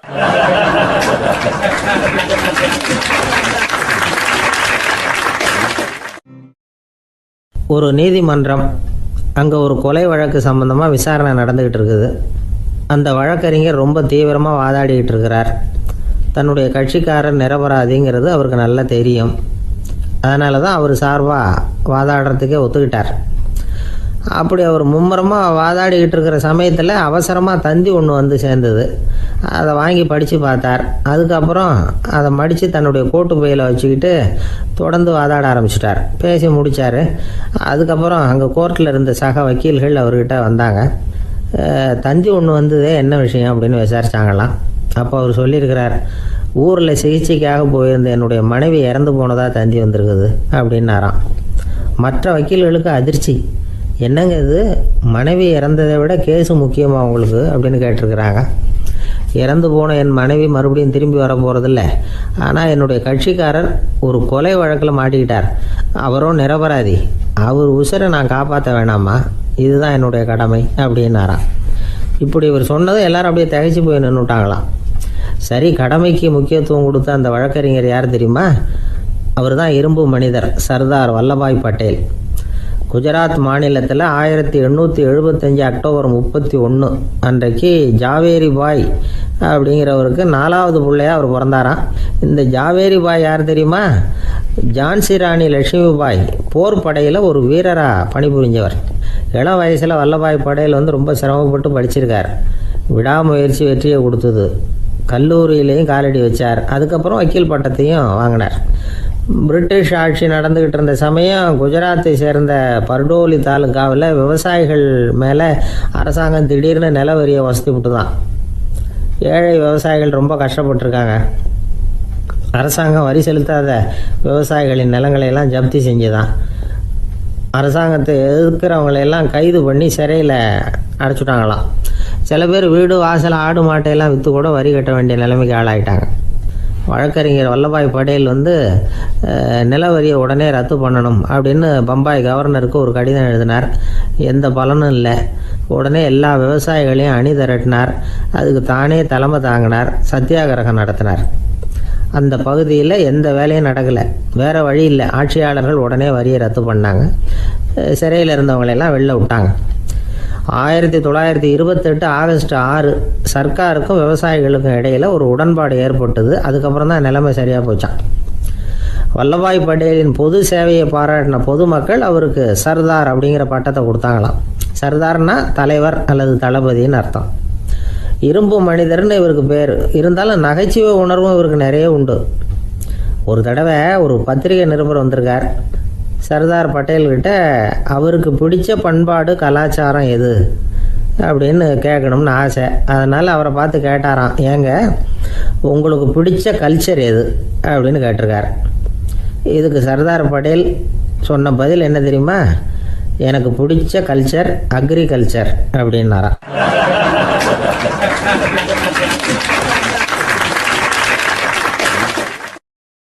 தானத்தில் சிறந்தது எது அப்படின்னு ஒரு கேள்வியை கேட்டு, தானத்தில் சிறந்தது நிதானம் அப்படின்னு அதுக்கு ஒரு பதிலும் சொல்றவங்க உண்டு. நிதானம் ரொம்ப அவசியம். அதுவும் இன்றைய உலகத்துக்கு ரொம்ப அவசியம். இன்னைக்கு உலகம் ரொம்ப பரபரப்பாக போய்கிட்டு இருக்குது. பொறுமையாக இருக்கணும்னு நினைக்கிறவங்களால கூட அப்படி இருக்க முடியறதில்ல. பொறுமையை சோதிக்கிறது மாதிரி பல சம்பவங்கள். அதையெல்லாம் சந்திச்சே தீர வேண்டியிருக்குது. எங்கே போனாலும் கியூவில் நிற்க வேண்டியிருக்குது. எங்கே போனாலும் காத்துக்கிட்டு இருக்க வேண்டியிருக்கு. ஆஃபீஸ்லேயோ வீட்லேயோ கூட நீங்கள் நிதானமாக பொறுமையாக நடந்துக்க தெரியலன்னா உங்களுக்கு சிடுமூஞ்சி, முசுடு இப்படிலாம் பேர் வச்சுருவாங்க. அது உங்களுக்கு தேவையா? சரி, வாழ்க்கையில் பொறுமைசாலின்னு பேர் வாங்கிறதுக்கு என்ன வழி? முதல் பாயிண்ட், நீங்கள் நினைக்கிறது, எதிர்பார்க்கறது, செய்யறது எல்லாமே 100% கரெக்டாக நடக்கணும்னு ஆசைப்படக்கூடாது. எதுவாக இருந்தாலும் அதில் ஓரளவுக்கு தவறு நடக்கலாம் அப்படிங்கிறத எதிர்பார்த்தே இருக்கணும். ஓரளவுக்கு அதை அனுமதிக்கணும். ஒரு நண்பரை 6 மணிக்கு ஒரு இடத்துக்கு வர சொல்லியிருக்கிறீங்க. 6 மணிக்கு அவர் வரல. உடனே பொறுமை இழந்து நடந்துக்கக்கூடாது. ஒரு 10 நிமிஷம் டிலே ஆகலாம். ஒரு வர்ற வழியில் பஸ்ஸு கூட ஏதாவது டிராஃபிக்கில் மாட்டியிருக்கலாம். அதெல்லாம் எதிர்பார்த்தே கொஞ்சம் காத்திருக்கிறதுல ஒன்றும் தப்பு இல்லை. சில சமயம் டிலே ஆகிறது கூட நல்லதாக முடியும். ஒரு பஸ்ஸை தவற விட்டுட்டு ஐயோ கொஞ்சம் ஒரு 2 நிமிஷம் முன்னாடி வந்திருந்தா பிடிச்சிருக்கலாமே அப்படின்னு தவிச்சிக்கிட்டு இருப்பாங்க சில பேர். அடுத்தபடியாக வர்ற பஸ்ஸு நேரடியாக நீங்கள் போக வேண்டிய இடத்துக்கே கொண்டு போய் விடுற பஸ்ஸாக கூட இருக்கலாம். அது உங்களுக்கு முன்னாடி தெரியாதுல்ல. சில நெருக்கடியான சூழ்நிலைகளை தமாஷா எடுத்துக்கிறதுக்கு பழகிக்கணும். சில இடங்களுக்கு போகிறப்ப காத்திருக்கிறதுக்கு நம்ம மனசை தயார்படுத்திக்கிட்டே போகணும். ஒரு ரயிலுக்கோ பஸ்ஸுக்கோ அல்லது விமானத்துக்கோ கப்பல் பிரயாணத்துக்கோ போகிறப்போ அங்கே போய் நீங்கள் மணிக்கணக்கில் கூட காத்துக்கிட்டு தான் இருக்கணும். புறப்படுற நேரம் கூட மாறலாம். நீங்கள் போய் சேர்ந்ததும் அது உடனே புறப்படணும்னு கட்டாயமாக என்ன? அது மாதிரி சமயத்தில் படிக்கிறதுக்குன்னு சில சுவாரஸ்யமான புத்தகங்களையும் கையில் எடுத்துக்கலாம். உங்களை சுற்றி எவ்வளவோ சுவாரஸ்யமான சம்பவங்கள் நடந்துக்கிட்டு இருக்குதுல்ல, அதையெல்லாம் வேடிக்கை பாருங்கள். எதுக்காக காத்துக்கிட்டு இருக்கிறோமோ அந்த காரியத்தில் உண்மையாகவே நமக்கு ஒரு அக்கறை இருந்தால் நமக்கு போர் அடிக்காது. சில கோயில்களில் பார்த்துருப்பீங்க, தரிசனத்துக்காக பக்தர்கள் நாள் கணக்கில் காத்துக்கிட்டு இருப்பாங்க. அவங்களெலாம் அழுத்துக்கிறது இல்லை. ஆண்டவனை தரிசிக்கணுங்கிற உண்மையான அக்கறை இருக்கிறதுனால அவங்களுக்கு போர் அடிக்கிறது இல்லை. ஆனால் சில சினிமா தியேட்டரில் கூட பார்க்கலாமே, சினிமா கியூ கூட அப்படி தான். சாயந்தரம் 6 மணி ஆட்டத்துக்கு காலம்பரம் 6 மணிக்கே போய் கூட காத்துக்கிட்டு இருப்பாங்க. அவங்களுக்கெல்லாம் போர் அடிக்காது, படம் பார்க்குற ஆர்வம். இன்னொரு முக்கியமான விஷயத்தை நாம் பழக்கப்படுத்திக்கணும். லிவ் ஃபார் தி மூமெண்ட் அப்படிங்கிறாங்க நிபுணர்கள். ரொம்ப பேர் எப்படின்னா அடுத்தபடியாக நடக்க போகிற விஷயத்திலேயே கவனமாக இருப்பாங்க. அந்த நினைப்புலேயே இந்த நிமிஷத்தை பொறுமை இல்லாமல் கழிப்பாங்க. ஒருத்தர் இருக்கார், அவர் எப்படின்னா ஆஃபீஸ் முடியறதுக்குள்ளேயே சார் 5 மணிக்கெல்லாம் ரெடியாக இருங்க, நாம் அந்த ஹோட்டலில் போய் டிஃபன் சாப்பிட்ணும் அப்படின்னு 4 மணிலேருந்து சொல்லிகிட்டு இருப்பார். 4:55 பரபரப்பாக ஓடி வருவார். 2 பேரும் புறப்படுவோம், ஹோட்டலுக்கு போவோம், சாப்பிட்டுக்கிட்டு இருப்போம். அப்படி சாப்பிட்டுட்டு இருக்கிறப்ப சார் சாப்பிட்டு முடித்ததும் நேராக ஒரு ஜவுளி கடைக்கு போகிறோம் அப்படிம்பார். பரபரக்க சாப்பிட்டு முடிப்பார், புறப்படுவார். ஜவுளி கடையில் அவசரமாக சீக்கிரம் பில் போடுங்க சார், சினிமாவுக்கு நேரம் ஆகிடும்பார். சினிமா தியேட்டரில் உட்காந்து அடுத்தபடியாக எங்கே டின்னர் சாப்பிட்றதுன்னு யோசனை பண்ணிகிட்டு இருப்பார். ராத்திரி படுக்கையில் விழுந்ததுக்கு அப்புறமும் நாளைக்கு காலையில் எழுந்திரிச்சதும் அதை பண்ணணும் இதை பண்ணணும்னு திட்டம் போட்டுக்கிட்டே இருப்பார். அதாவது எப்பவும் அடுத்த நிமிஷம், அடுத்த நாள், அடுத்த வாரம், அடுத்த வருஷம், இதுதான் அவங்க சிந்தனை. இந்த நிமிஷம் என்ஜாய்மெண்ட்டை அவங்க இழந்துடுறாங்களாம். அதனால தான் வாழ்நாள் பூரா பொறுமையின்மை, அவஸ்தை, அல்லல். அதனால் நாம் எல்லாரும் வாழ்க்கையில் நிதானமாக இருக்கிறதுக்கு கற்றுக்கணுமா. அதுக்காக இந்த நிதானத்துக்கு வேறு விதமான அர்த்தம் பண்ணிக்கக்கூடாது. ஒருத்தர் அப்படித்தான் ஒரு தடவை அவருடைய குதிரை காணாமல் போயிட்டு தான். அதுக்காக அவர் கவலைப்படலை, நிம்மதியாக இருந்தார், சந்தோஷமாக இருந்தார். என்ன சார் இது, உங்கள் குதிரை திருட்டு போயிட்டுதுங்கிறீங்க, நீங்கள் கவலைப்படாமல் இருக்கிறீங்களே அப்படின்னு கேட்டாங்களாம். அதுக்கு அவர் சொல்லியிருக்கார், நல்ல வேலை சார், கட்டியிருந்த குதிரை காணாமல் போயிருக்குது. நான் அது மேலே உட்காந்துருக்கிற சமயம் அது காணாமல் போயிருந்ததுன்னா, திருட்டு போயிருந்ததுன்னா நானும் சேர்ந்துல காணாமல் போயிருப்பேன் அப்படின்னாராம். எவ்வளவு நிதானமான ஆள் பாருங்க.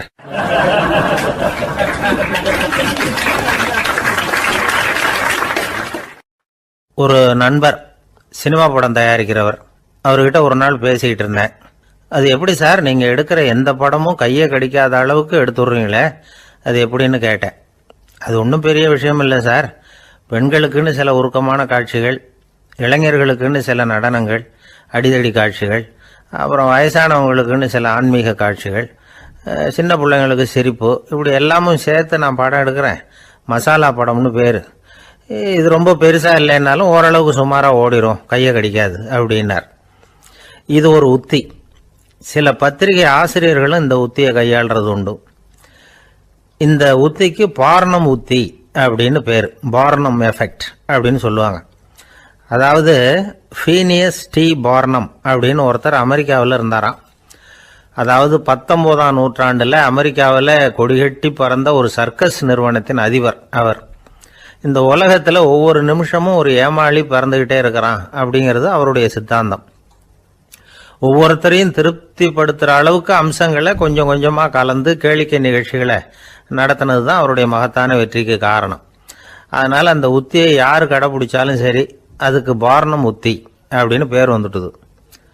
ஜோசியம் சொல்கிறவங்களுக்கும் இந்த உத்தி தான் கை கொடுக்குது. ஒரு விஷயத்தை ஒருத்தருடைய கோள் நிலைகள் அல்லது கையெழுத்து நிரூபிக்கிறதாக அவர்கிட்ட சொன்னால் அதை அவர் நம்பிவிடுவார்.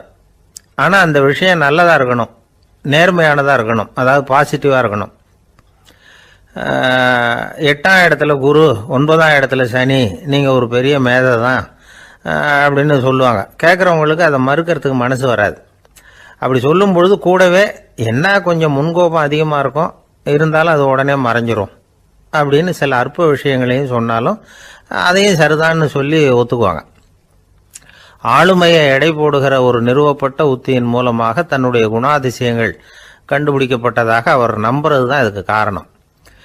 இந்த மாதம் பணத்தட்டுப்பாடு கொஞ்சம் இருக்கும், உடம்புல ஏதாவது கொஞ்சம் அசௌகரியம் இருக்கும், வீட்டுக்குள்ளே லேசாக மனஸ்தாபம் வரலாம், இது மாதிரி பொதுப்படையாக சிலதை சொன்னாலே போதும், மக்களை நம்ப வச்சுடலாம்.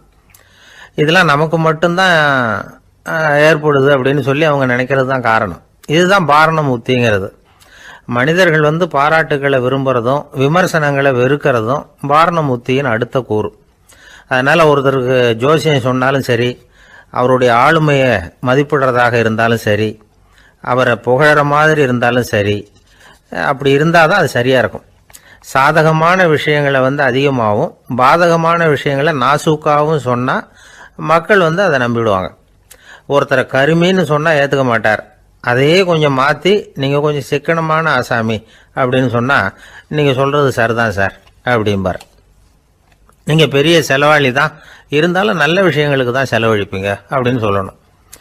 இப்படி இந்த பாரணம் உத்தியை கடைபிடிச்சி இன்னைக்கு வெற்றிகரமாக காலம் தள்ளுறவங்க நிறைய பேர் இருக்கிறாங்க. இந்த உலகத்தில் ஒவ்வொரு நிமிஷமும் ஒரு ஏமாளி பறந்துக்கிட்டே இருக்கிறான் அப்படிங்கிறது தான் ஃபீனியஸ் பார்னம் அவர்களுடைய நம்பிக்கை. அதை விட அடுத்தவங்களை ஏமாளியாக நினைக்கிற மனுஷர்கள் தான் இன்னைக்கு உலகத்தில் ரொம்ப அதிகம். ஒருத்தர் தன்னுடைய மேல் அதிகாரிகிட்ட போய், ஐயா ஒரு நாள் லீவு வேணும், என் தங்கச்சிக்கு கல்யாணம் அப்படின்னார். அவர் பார்த்தார், ஒரு 10 நிமிஷம் வெளியில் இருங்கன்னார்.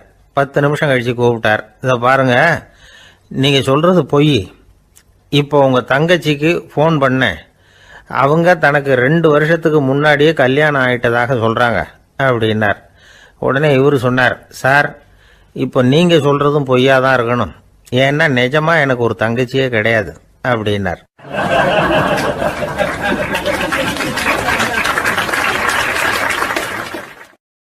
ஒரு நாள் காலை நேரம் ஒரு குரு படுக்கையை விட்டு எழுந்திருக்கிறார். உடனே சீடர்களை பார்த்து எல்லாரும் இப்படி வாங்கங்கிறார். எல்லாரும் வர்றாங்க வேகமாக.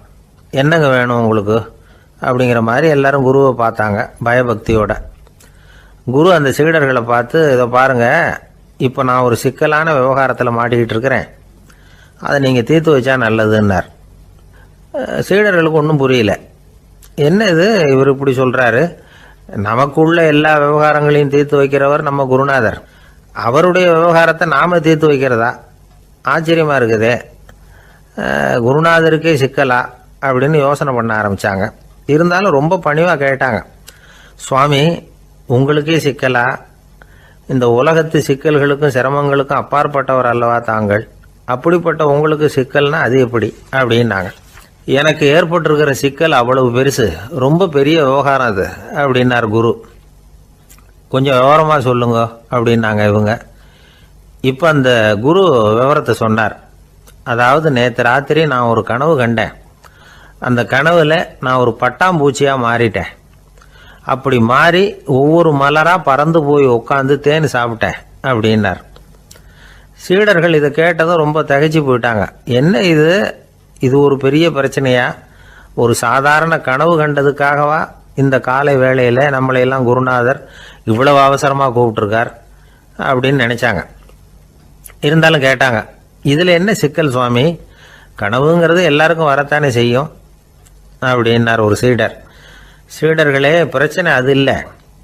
நான் இன்னைக்கு காலையில் கண்ணு முழிச்சு பார்த்தப்போ நான் நானாக மறுபடியும் மாறிட்டேங்கிறத தெரிஞ்சுக்கிட்டேன். இதில் சிக்கல் என்னன்னா, இப்போ அந்த பட்டாம்பூச்சி தான் நானாக ஆயிட்டதாக கனவு கண்டுகிட்டு இருக்கா அப்படிங்கிறது தான். ஒரு மனுஷன் பட்டாம்பூச்சி ஆகிறதாக கனவு காண முடியுங்கிறப்போ அந்த பட்டாம்பூச்சியும் மனுஷனாக ஆகிறதாக கனவு காண முடியும் இல்லையா? இப்போ எனக்கு யதார்த்த நிலை தெரியணும், எது நிஜம்னு தெரியணும். நேற்று ராத்திரி நான் கண்டது கனவா, அல்லது இது பட்டாம்பூச்சி கண்டுகிட்டு இருக்கிற கனவா? இதுதான் குரு கேட்ட கேள்வி. இதை கேட்டதும் சீடர்கள் ரொம்ப குழம்பி போயிட்டாங்க. சுவாமி, இது வரைக்கும் நாங்கள் தூங்குறப்ப பார்க்கறது கனவுன்னும் மூழ்கிட்டு இருக்கிறப்ப பார்க்கறது நனவுன்னு நம்பிக்கிட்டு இருக்கிறோம். இப்போ எங்களை ரொம்ப குழப்பிட்டீங்க, இதுக்கு பதில் சொல்ல எங்களுக்கு சக்தி இல்லை அப்படின்னு சொல்லிவிட்டாங்களாம். அதுக்கப்புறம் அந்த குரு சொன்னாராம், நினைவு தான் முக்கியமான அம்சம். முடிவு கட்டம்னா பகலின் நினைவுகளை விட இரவின் கனவுகளே ரொம்ப உண்மை. ஒருத்தன் தூங்க போனால் தூங்கிக்கிட்டே இருந்தா அவன் காணும் கனவு பொய்ங்கிறத அவன் உணர மாட்டான். ஒவ்வொரு கனவும் காணும் பொழுது அது ரொம்ப உண்மையாக தான் தெரியுது. ஒரு கனவு கூட உண்மை இல்லைன்னு கனவுல தோன்றுவதே இல்லை அப்படின்னார் குரு. அகில வாழ்வு அத்தனையும் சொற்பனம் கண்டாய் அப்படிங்கிறார் தாயுமானவர். ஆகையினால நம்ம கனவுலேருந்து நாம் என்னைக்கு முழிச்சிக்க போகிறோம் அப்படிங்கிறது தான் ஒரு முக்கியமான கேள்வி. ஒருத்தர் வந்தார், காலில் கட்டோடு வந்தார். என்னங்க காலில் கட்டுன்னு? சார், நேற்று ராத்திரி தூக்கத்தில் எங்கள் வீட்டு கூரையில் ஏணியை சாத்தி வச்சு இறங்கினப்போ வழுக்கி விழுந்து காலை உடச்சிக்கிட்டேன்னார். உங்கள் வீட்டில் தான் ஏணியே கிடையாது சார் அப்படின்னு. உண்மைதான் சார், நான் கீழே விழுந்து முழிச்சுக்கிட்டதுக்கு அப்புறம் தானே ஏணி இல்லைங்கிறது எனக்கு ஞாபகம் வந்தது அப்படின்னார்.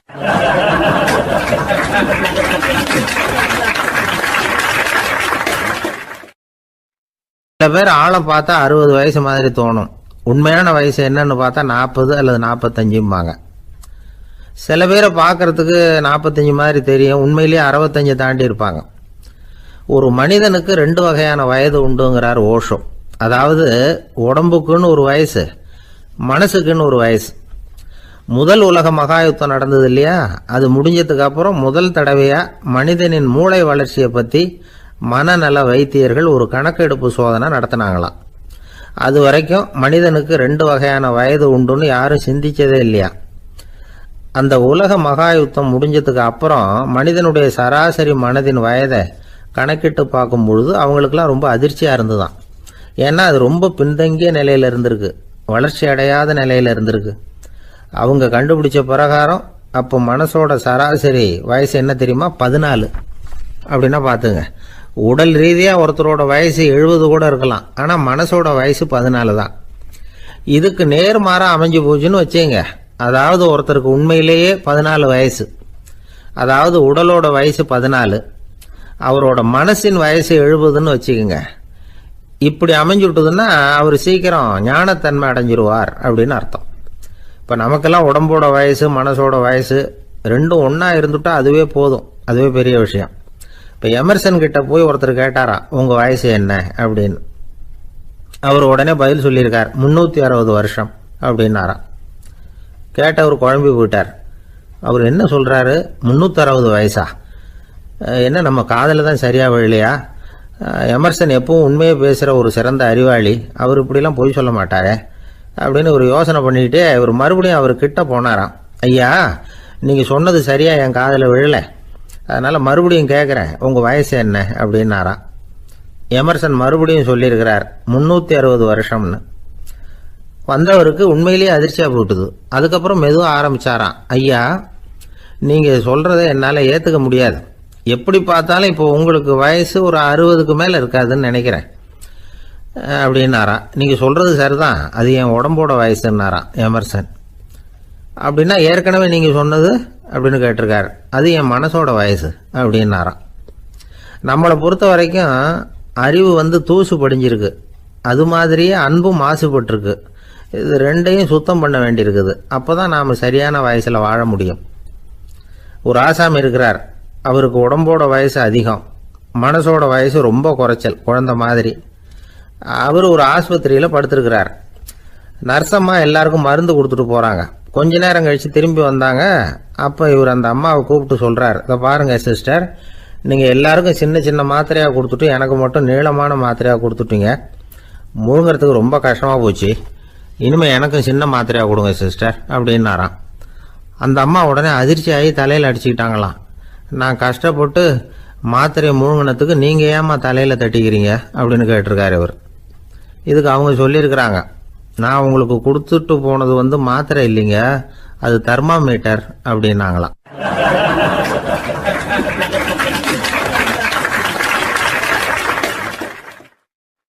எனக்கு அதிர்ஷ்டமே இல்லை சார் அப்படின்னார் ஒருத்தர். ஏன் அப்படி சொல்றீங்கன்னு கேட்டோம். வியாபாரம் பண்ணலாம்னு ஒரு கடை வச்சேன், வேண்டிய போட்டவங்க கூட என் கடையில் எதுவும் வாங்க மாட்டேங்கிறான், எல்லாரும் அடுத்த கடைக்கு தான் போகிறான் அப்படின்னு சொல்லி ரொம்ப அழுத்துக்கிட்டார். இதுக்கு போய் அதிர்ஷ்டம் இல்லைன்னு சொல்லாதீங்க, வாடிக்கையாளர்களை கவர்றது எப்படிங்கிறது உங்களுக்கு தெரியல, அதுதான் குறை அப்படின்னும். சார் உங்களுக்கு தெரிஞ்ச அந்த ரகசியத்தை எனக்கும் கொஞ்சம் சொல்லி கொடுங்களேன் அப்படின்னார். சரி உங்கள் காதை இப்படி கொடுங்க அப்படின்னு சொல்லி அது சம்பந்தமாக பெரிய வல்லுநர்கள் சொல்லியிருக்கிற கருத்துக்களை அவர்கிட்ட சொல்ல ஆரம்பித்தோம். அதாவது இந்த வாடிக்கையாளர்களை கவர்றதுக்கு வல்லுநர்கள் பல ஆலோசனைகளை ஏற்கனவே சொல்லி வச்சிருக்கிறாங்க. அது சம்பந்தமாக அனுபவப்பட்டவங்க அதை தெரிஞ்சு வச்சுக்கணும். அதாவது கடை வச்சிருக்கிறவங்க எல்லாரும் இதை கொஞ்சம் காதில் வாங்கி வச்சுக்கணும். எதை இப்போ சொல்ல போகிறத எப்பவும் பணத்தை சம்பாதிக்கிறதுலேயே குறியாக இருக்கக்கூடாதான். அதை விட முக்கியமாக நீங்கள் சம்பாதிக்க வேண்டியது வாடிக்கையாளர்களுடைய மன நிறைவு. வர்றவங்க திருப்தியோடு போகணும், அது முக்கியம். அதில் கவனமாக இருக்கணும். கடைக்கு வர்ற ஒருத்தர் ஏதாவது ஒரு குறை சொல்கிறாருன்னு வச்சுங்க, அதை அலட்சியப்படுத்தக்கூடாது. ரொம்ப அக்கறையோடு அதை காது கொடுத்து கேட்கணும். அப்படியா சார், அதை நான் அவசியம் கவனிக்கிறேன் அப்படின்னு சொல்லணும். ஒருத்தர் வரார், சார் நேற்றுக்கு உங்கள் கடையில் இதை நான் வாங்கிட்டு போனேன், வீட்டில் இது வேணான்னு சொல்லிவிட்டாங்க, அது திருப்பி கொடுக்கறதுக்காக தான் வந்திருக்கிறேன் அப்படின்னு சொல்லி திருப்பி கொடுக்குறார். உடனே நீங்கள் முகம் சுளிக்கக்கூடாது, எரிச்சல் படக்கூடாது. வழக்கம் போல் நிதானமாக முகம் அலர்ச்சியோடு அதை திருப்பி வாங்கிக்கணும். இவ்வளவு ரூபாய்க்கு சாமான் வாங்கினா இந்த ஸ்பூன் அன்பளிப்பு, இப்படி ஏதாவது கொடுக்கலாம். பண்டிகை காலங்கள்லேயும் பொருள்கள் வாங்குறவங்களுக்கு இப்படி ஏதாவது பொருத்தமாக ஒரு அன்பளிப்பு கொடுக்கலாம். நீங்கள் கொடுக்கறது ஒரு சர்வசாதாரணமான பொருளாக இருந்தால் கூட அது வாங்குற ஒரு மனசில் ஒரு மகிழ்ச்சியை ஏற்படுத்தும். எதுவும் உங்களால் கொடுக்க முடியலன்னா உங்கள் முகம் நிறைஞ்ச சிரிப்பையாவது கொடுங்க, அது போதும். உங்கள் கடையில் இல்லாத ஒரு பொருளை வாடிக்கையாளர் கேட்குறார், உடனே இல்லைன்னு முகத்தில் அடித்தது மாதிரி சொல்லிடக்கூடாது. கொஞ்சம் உட்காருங்க சார் அப்படின்னு சொல்லி உங்கள் பணியாளர் யாரையாவது அனுப்பி வெளியிலேருந்து வாங்கிட்டு வர சொல்லி அவர்கிட்ட கொடுக்கலாம். சில பேர் உங்கள் கடைக்கு வரும்பொழுது அவங்க வீட்டு குழந்தைகளையும் கூப்பிட்டுக்கிட்டு வர்றாங்கன்னு வைங்க. நீங்கள் என்ன செய்யணும்னா அந்த குழந்தைகளை முதல்ல கவனிக்கணும். அது கண்ணத்தை கிள்ளணும், அதுகிட்ட விளையாடணும், அதுக்கு ஏதாவது மிட்டாய் பிஸ்கட் எதையாவது கொடுத்து அது கவனத்தை கவரணும். அதுக்கப்புறம் பெரியவங்களை கவனிக்கலாம். உங்கள் கடையில் வேலை செய்கிற பணியாளர்கள் சுத்தமாக இருக்கணும், சிரிச்ச முகம், சுறுசுறுப்பு, இது ரெண்டும் அவங்களுக்கு தேவை. அழுது வடிஞ்சிக்கிட்டு இருக்கக்கூடாது. அப்புறம் இன்னொரு விஷயம், அதிகமாக பொருள் வாங்குற ஒருத்தர்கிட்ட அதிக மரியாதையாகவும் குறைச்சலாக பொருள் வாங்குறவர்கிட்ட வேற விதமாகவும் நடந்துக்கக்கூடாது. எல்லாருக்கிட்டையும் சமமாக நடந்துக்கணும். 5 ரூபாய்க்கு வாங்கினாலும் சரி, 500 ரூபாய்க்கு வாங்கினாலும் சரி, அவங்கக்கிட்ட நீங்கள் காட்டுற மரியாதையில் வித்தியாசம் இருக்கக்கூடாது. எல்லாத்துக்கும் மேலே உங்கள் கடையில் ஒரு பொருள் வாங்கினா அது உண்மையானதாக இருக்கும், தரமுள்ளதாக இருக்கும் அப்படிங்கிற நினைப்பு ஜனங்களுக்கு வரணும். அதனால் தரமான பொருளையே நீங்கள் உங்கள் கடையில் வச்சுருக்கணும். இது வரைக்கும் நான் சொன்னதையெல்லாம் கவனத்தில் வச்சுக்கிட்டு நீங்கள் கடையை ஆரம்பிச்சிங்கன்னா வியாபாரம் பிச்சுக்கிட்டு போகும். அப்படி போகலன்னா அதுக்கப்புறம் கேளுங்க. ஏன்னா இந்த யோசனைகள்லாம் அனுபவப்பட்டவங்க சொல்லியிருக்கிற யோசனைகள். இந்த யோசனைகளில் நீங்கள் எச்சரிக்கையாக இருக்க வேண்டிய ஒரு விஷயம் உண்டு. அது என்னங்கிறதையும் தெரிஞ்சு வச்சுக்கிறது நல்லது. என்னுடைய நண்பர் ஒருத்தர் வந்தார். சார் உங்கள் யோசனையை கேட்டதுனால நான் ஒரு அறை வாங்கினது தான் மிச்சம்னார். என்ன ஆச்சுன்னு கேட்டேன். எங்கள் கடைக்கு ஒரு பெரிய அம்மா குழந்தைய தூக்கிட்டு வந்தாங்க சார். உங்கள் யோசனைப்படி அந்த குழந்தையோட கண்ணத்தை கிள்ளணும்னு முயற்சி பண்ணினேன். திடீர்னு அந்த நேரம் பார்த்து அந்த குழந்தை தலையை குனிஞ்சிக்கிட்டுது. என் கை குழந்தையோட கண்ணத்துக்கு பதிலாக அது தூக்கிட்டு வந்தவங்க கண்ணத்தை கிள்ளிவிட்டுது. அதுதான் அப்படி ஆயிட்டுது அப்படின்னார் கண்ணத்தை தடவிக்கிட்டே.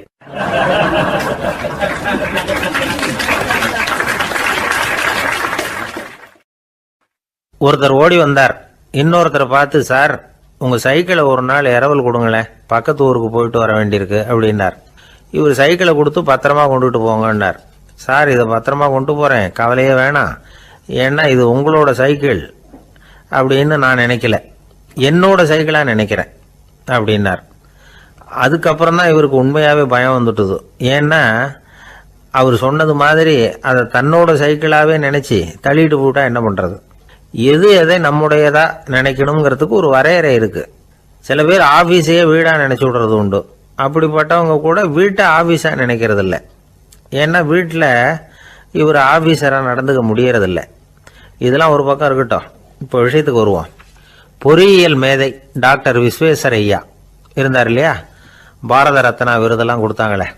ஆஃபீஸ் வேலை வேற, சொந்த வேலை வேற அப்படிங்கிறதுக்கு ஒரு உதாரணமாக இருந்தவர் அவர். மைசூர் மகாராஜா கிட்ட திவானா இருந்தார். அவர் ஒரு நாள் அரசாங்க வேலை காரணமாக வெளியூர் போயிருந்தார். ஹாசன்கிற ஊருக்கு பக்கத்தில் ஒரு பயண மாளிகை, அங்கே தங்கிவிட்டார். ராத்திரி அங்கே தங்கி இருந்துட்டு விடிஞ்சதும் ஊருக்கு திரும்புறதாக திட்டம். ராத்திரி தூங்குறதுக்கு ரொம்ப நேரம் ஆயிட்டுது. ரொம்ப நேரம் வரைக்கும் அரசாங்க சம்பந்தப்பட்ட வேலைகளையே பார்த்துக்கிட்டு இருக்கிறார். அரசாங்க ஃபைல்கள் நிறைய இருந்தது. அதையெல்லாம் ஒவ்வொன்றா எடுத்தார், படித்து பார்த்தார், பரிசீலனை பண்ணார். அதில் எழுத வேண்டியதை எழுதினார், கையெழுத்து போட்டார். ஒரு வழியாக அந்த வேலையெல்லாம் முடிஞ்சுது. அதுக்கப்புறம் என்ன பண்ணார்னா, தன்னுடைய சூட்கேஸை திறந்தார். அதிலிருந்து 2 மெழுகுவத்தியை எடுத்து கொளுத்தி வச்சார். அந்த பயண மாளிகையில் அது வரைக்கும் எரிஞ்சுக்கிட்டு இருந்த மின்சார விளக்குகளை அணைச்சுட்டார். அதுக்கு பிறகு அந்த மெழுகுவத்தி வெளிச்சத்தில் சில புத்தகங்களை தொடர்ந்து படிக்க ஆரம்பிச்சிட்டார். அந்த பயண மாளிகையில் பணியாளராக இருந்தவர் இதை பார்த்துட்டு ஓடி வந்தார். மறுபடியும் மின் விளக்கு போடுறதுக்காக போனார். விஸ்வேஸ்வரையா அதை பார்த்துட்டு போட வேணாம்ட்டாராம். இது வரைக்கும் நான் அரசாங்க அலுவல்களை கவனிச்சுக்கிட்டு இருந்தேன், அதனால மின் விளக்குகள் அப்போ எரிஞ்சதில் தப்பு இல்லை. இப்போ நான் புத்தகம் படிச்சுக்கிட்டு இருக்கேன், இது என்னுடைய சொந்த வேலை. இங்கே இருக்கிற மின் விளக்கு அதுக்காக ஏன் எரியணும் அப்படின்னு கேட்டாராம். இப்போ இருக்கிற சில அரசு பணியாளர்கள்கிட்ட இந்த சம்பவத்தை பேச்சோட பேச்சா சொல்லி பார்த்தேன். அவங்களால இதை ஜீரணிக்கவே முடியல. நேர்மை தேவைதான் சார், அதுக்காக அவ்வளவு தூரத்துக்கு அது தேவையா அப்படிங்கிறாங்க. விஸ்வேஸ்வரையா அப்படி பண்ணினது தான் ஒரு நேர்மையாளர் அப்படின்னு இந்த உலகத்துக்கு நிரூபிக்கணுங்கிறதுக்காக இல்லை. தான் அப்படி நடந்து காட்டினா தன்னை சுற்றி இருக்கிறவங்களும் அதை கேள்விப்படுறவங்களும் முடிஞ்ச அளவுக்கு பொது வாழ்க்கையில் அரசு பணியில் நேர்மையை கடைபிடிக்க முயற்சி பண்ணலாமே அப்படிங்கிறதுக்காகத்தான். இப்போவும் சில பேர் இருக்கிறாங்க, இவங்க ஆஃபீஸ் வேற வீடு வேறன்னு நினைக்கிறது இல்லை, அவ்வளோ உரிமை. ஒருத்தர் அப்படிதான், அவருக்கு அவசரமாக 5000 ரூபா தேவைப்பட்டது. ஆஃபீஸு பணத்தை எடுத்துக்கிட்டார். அந்த நேரம் பார்த்து ஆடிட் வந்துட்டுது, ஆப்பிட்டுக்கிட்டார். விசாரணை நடக்குது. அவர் சொல்கிறார், சார் நான் நேரம் காலம் பார்க்காம ஆஃபீஸில் வேலை செய்வேன், ஏன்னா அதை என்னோட ஆஃபீஸாக நினைக்கிறேன். அவசரத்துக்கு அந்த பணத்தை எடுத்தேன், மறுபடியும் வச்சுடலாம்னு தான் இருந்தேன், அதுக்குள்ளே இப்படி ஆயிட்டுது. நீங்கள் என்ன நினச்சாலும் சரி, நான் ஆஃபீஸ் வேற வீடு வேற அப்படின்னு நினைக்கிறது இல்லை, அது என்னோட சுபாவம் அப்படின்னார். விசாரணை பண்ணவர் தீர்ப்பு வழங்கினார். உங்கள் சுபாவத்துக்கு மதிப்பு கொடுத்து நானும் தீர்ப்பு வழங்குறேன். நீங்கள் கொஞ்ச நாள் ஜெயிலில் இருந்துட்டு வாங்க, அது உங்களுக்கு கஷ்டமாக இருக்காதுன்னு நினைக்கிறேன். ஏன்னா அங்கே போனாலும் நீங்கள் உங்கள் சுபாவப்படி வீடு வேற ஜெயில் வேறன்னு நினைக்க மாட்டீங்க அப்படின்னாராம்.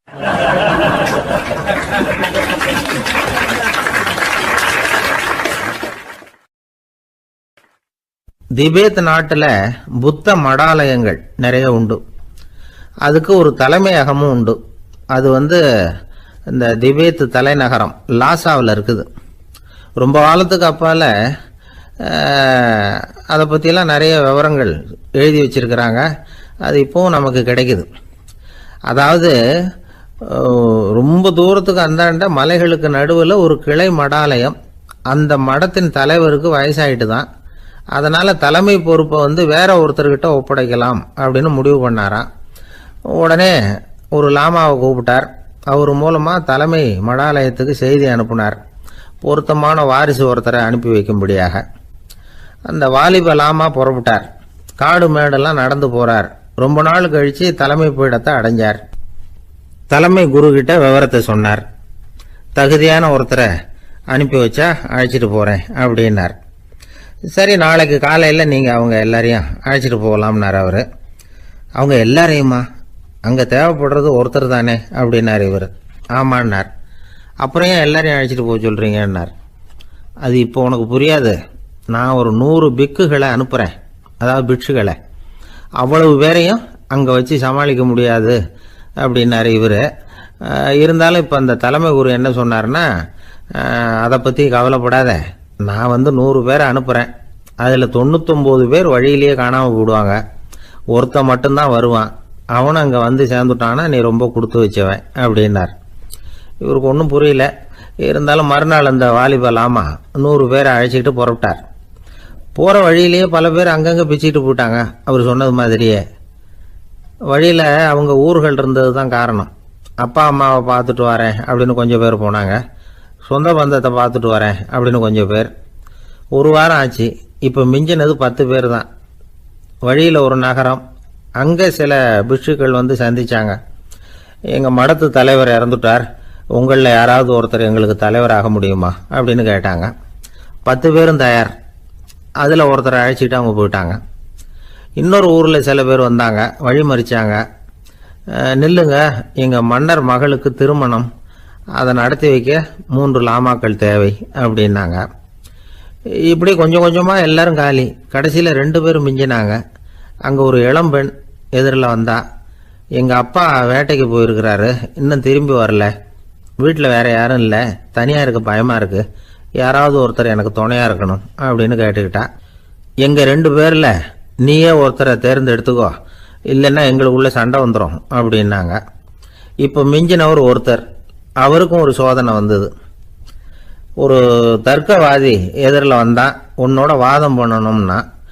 இவனோட வாதம் பண்ணுறேன், அது முடிய ரொம்ப காலம் ஆகலாம், தர்க்கத்தில் நான் ஜெயிச்சா அங்கே வரேன், இல்லைன்னா இவருடைய சீடனை ஆயிடுவேன் அப்படின்னார் அவர். கடைசியாக அழைக்க வந்த வாலிபலாமா மட்டும் வெறும் கையோடு திரும்பி போனார். அங்கே இருந்த வயசான மடாதிபதி கேட்டார், எத்தனை பேர் அங்கேருந்து புறப்பட்டீங்கன்னார். என்னையும் சேர்த்து 101ன்னார் அவர். நல்லது, நீயாவது திரும்பி வந்தியே, அதுதான் எனக்கு போதும், ஏன்னா நீ தான் எனக்கு உண்மையான வாரிசு, அந்த 100 பேரில் யாரும் வரமாட்டாங்க அப்படின்னார் அவர். ஏன்னா அவருக்கு தெரியும் இவர் ஒருத்தர் தான் திரும்பி வருவாருங்கிறது. திபேத்தில் ஒரு பழங்கால பழமொழி உண்டாம், 100 பேர் செல்லலாம், எப்பொழுதாவது ஒருவன் அபூர்வமாக அடைய வேண்டிய இடத்தை அடைவான். இதுதான் அந்த பழமொழி. ஒரு உன்னதமான இலக்கை அடையணும்னா அது அவ்வளவு சுலபமான காரியம் இல்லை. இந்த காலத்து மடாலயம் ஒன்று, அதில் ஒரு தலைவர், அவருக்கு வயசாயிட்டுது, தனக்கு ஒரு வாரிசை நியமிக்கணும் அப்படின்னு ஆசைப்பட்டார். ரொம்ப கஷ்டப்பட்டு ஒருத்தரை பிடிச்சார், தனக்கு வாரிசா நியமிச்சுட்டு அவர் சமாதி ஆயிட்டார். புதுசாக பொறுப்பேற்றுக்கிட்டவர் அப்படியே உட்காந்துருந்தார். அவரை தேடிட்டு பத்திரிகை நிருபர்கள்லாம் வந்தாங்க, கேட்டாங்க. அவர் உங்கள் பொறுப்பில் அவர் பெரியவர் விட்டுட்டு போன இது எவ்வளவு சுமாராக தேரும், எவ்வளவு விட்டுட்டு போனார் அப்படின்னு கேட்டிருக்கிறாங்க. அது என்ன ஒரு 50 லட்சம் இருக்கும் அப்படின்னாராம். அவ்வளவும் பணமா அப்படின்னு கேட்டிருக்காங்க. இல்லைங்க, கடன் அப்படின்னாராம் இவர்.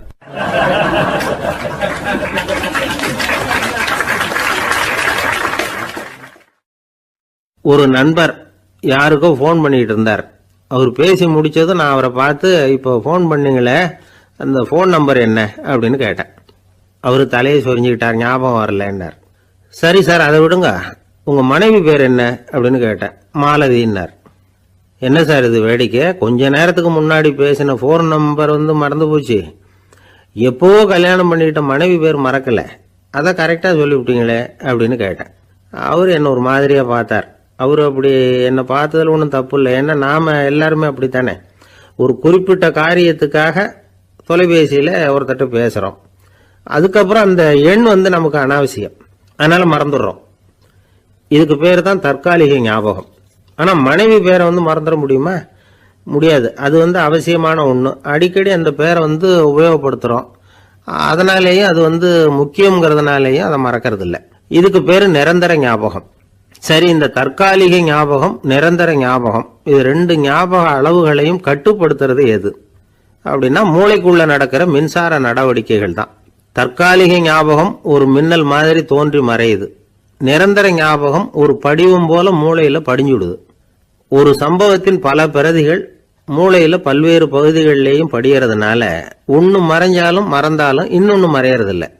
இப்படிப்பட்ட நிலைமையில தான் இந்த தொண்டையில இருக்கு, வாயில வரமாட்டேங்குது சார் அப்படிமா. ஒருத்தருக்கு எந்த துறையில ஆர்வமும் ஈடுபாடும் அதிகமோ அது சம்பந்தமான ஞாபக சக்தி அதிகமா இருக்கும். தொழிலை விரும்புகிற ஒரு டெலிபோன் ஆபரேட்டருக்கு எண்கள்லாம் நல்ல ஞாபகம் இருக்கும். அது மாதிரி கவிஞர்களுக்கு வார்த்தைகள் நல்ல ஞாபகத்தில் இருக்கும். இது ஒரு பக்கம் இருந்தாலும் ஒரு மூளை எண்களை விட எழுத்துக்களை விட படங்களை ரொம்ப சுலபமா ஞாபகத்தில் வச்சுக்குது. புரிஞ்சுக்கிற தன்மை, அனுபவம், புத்தி கூர்மை இது கூடி குறையிறத பொறுத்து ஞாபக சக்தியும் ஏறும் இறங்கும். இப்போ உதாரணத்துக்கு ஒரு பையனுக்கு படித்தது எதுவும் ஞாபகத்தில் இல்லைன்னா அவன் அதை சரியாக புரிஞ்சுக்கலன்னு அர்த்தம். இந்த மறதிங்கிறது எந்த சமயத்தில் ஒரு பிரச்சனை ஆகுது தெரியுமா? உங்களுக்கு வேண்டியப்பட்ட ஒருத்தரை ஞாயிற்றுக்கிழமை சாயந்தரம் சரியாக 5 மணிக்கு கடற்கரைக்கு வர சொல்லிவிட்டு அந்த நேரத்தை மறந்துட்டா அது பரவாயில்ல, வர சொன்னதையே மறந்துட்டாதான் நிலைமை மோசம்னு அர்த்தம். இப்படி இருந்தால் இது சிகிச்சை எடுத்துக்க வேண்டிய நிலைமைங்கிறத புரிஞ்சுக்கணும். ஆமாம், இதுக்கும் மருந்து இருக்கு. ஆனால் மூளை குறிப்பிட்ட அளவுக்கும் கீழே இயங்குறப்போவோ இன்னொன்று சொல்லுவாங்க, இந்த நீரோ டிரான்ஸ்மிட்டர் அப்படின்னு சொல்லுவாங்க. அப்படிங்கிற மூளை ரசாயனம் ரொம்பவும் குறைஞ்சி போகிறப்போ மட்டும்தான் உபயோகப்படும். டாக்டர் என்ன சொல்றாங்க தெரியுமா? மூளையை பொறுத்த வரைக்கும் அதுல ஞாபக சக்தி அதிகமா உள்ள மூளை, மறதி உள்ள மூளை அப்படின்னு ஒன்றும் கிடையாது அப்படிங்கிறாங்க. நினைவு வச்சுக்கிறதுக்கு பயிற்சி அளிக்கப்பட்ட மூளை, பயிற்சியற்ற மூளை அப்படின்னு வேணும்னா சொல்லலாம் அப்படின்னு சொல்றாங்க. அதனால நம்ம ஞாபக சக்திங்கிறது நம்ம கிட்ட இருக்கிற பயிற்சி, முயற்சி இதை பொறுத்து தான் அமையும். ஒருத்தர் ஒரு பென்சிலை எங்கேயோ வச்சுக்கிட்டு தேடிக்கிட்டு இருந்தார். அப்புறம் என்னமோ தீவிரமா யோசனை பண்ணி அதை ஞாபகப்படுத்தி பார்த்துக்கிட்டு இருந்தாராம். எதிரில் உட்கார்ந்துருந்தவர் சொன்னார், பென்சிலை தானே தேடிட்டு இருக்கீங்க, அது உங்க வலது காதில் இருக்குது சார் அப்படின்னாராம் அவரு. இதுக்கு அவரு சொல்லியிருக்காரு, பென்சிலை வலது காதில் தான் வச்சிருக்கேங்கிறது எனக்கு நல்லா ஞாபகம் இருக்கு, ஆனா எது வலது காதுங்கிறது தான் மறந்து போச்சு அப்படின்னாராம். அவர் அதை தான் யோசிச்சுட்டு இருந்திருக்கிறார்.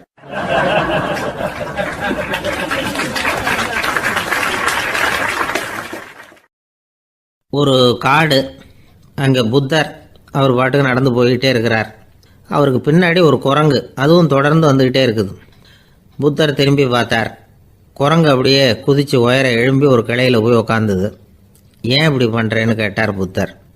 என்னை சாதாரணமாக நினைக்க வேணாம், நான் மகாமந்தி, என்னால் எல்லாம் முடியும், முடியாதுங்கிற வார்த்தையே என்னுடைய அகராதியில் கிடையாது, என்ன வேணும்னாலும் செய்வேன் அப்படின்னுது. அப்படின்னா ஒரு பந்தயம் வச்சுக்கலாமான்னாரு இவர். ஓ வச்சுக்கலாமேன்னுது. வேற ஒன்றும் இல்லை, இப்போ நீ மேலே எழும்பி அந்த கிளையில் உட்காந்தது மாதிரி அங்கேருந்து தாவி என் உள்ளங்கையில் உட்காரணும், அவ்வளவுதான் அப்படின்னார். அப்படி உட்காந்துட்டா என்ன பரிசு அப்படின்னு கேட்டது அது. சொர்க்கத்தில் இருக்கிற மாமன்னன் மரகத சக்கரவர்த்தியை என்னோட இருக்கும்படியாக கூப்பிட்டுக்கிறேன். அந்த சமயத்தில் அவருடைய அரியணை அங்கே காலியாயிடும், நீ அதில் போய் உட்காந்துக்கலாம். பந்தயத்தில் தோத்துட்டா ஒரு கல்ப காலம் இந்த பூமியில் வாழ வேண்டியிருக்கும், அதுக்கு பிறகு தான் என்கிட்ட வர முடியும், என்ன சொல்கிற அப்படின்னார். குரங்குக்கு தாவறது ஒரு பெரிய காரியமா? இது எனக்கு ரொம்ப சாதாரண விஷயம், என்ன இப்போவே தாவட்டுமா அப்படின்னுது. சரின்னு சொல்லி உள்ளங்கையை நீட்டினார்.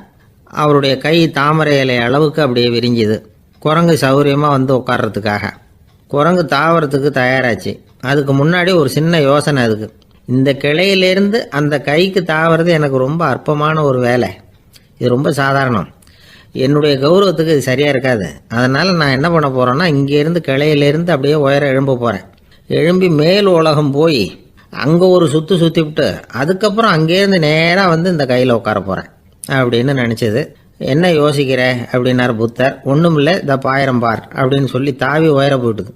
கொஞ்ச நேரத்தில் வான உலகத்துக்கே போய் சேர்ந்துட்டுது. அங்கே போய் பார்த்தா அங்கே ஒரு 5 பளிங்கு தூண்கள் இளம் சிவப்பு நிறத்தில் நின்றுக்கிட்டு இருக்குது.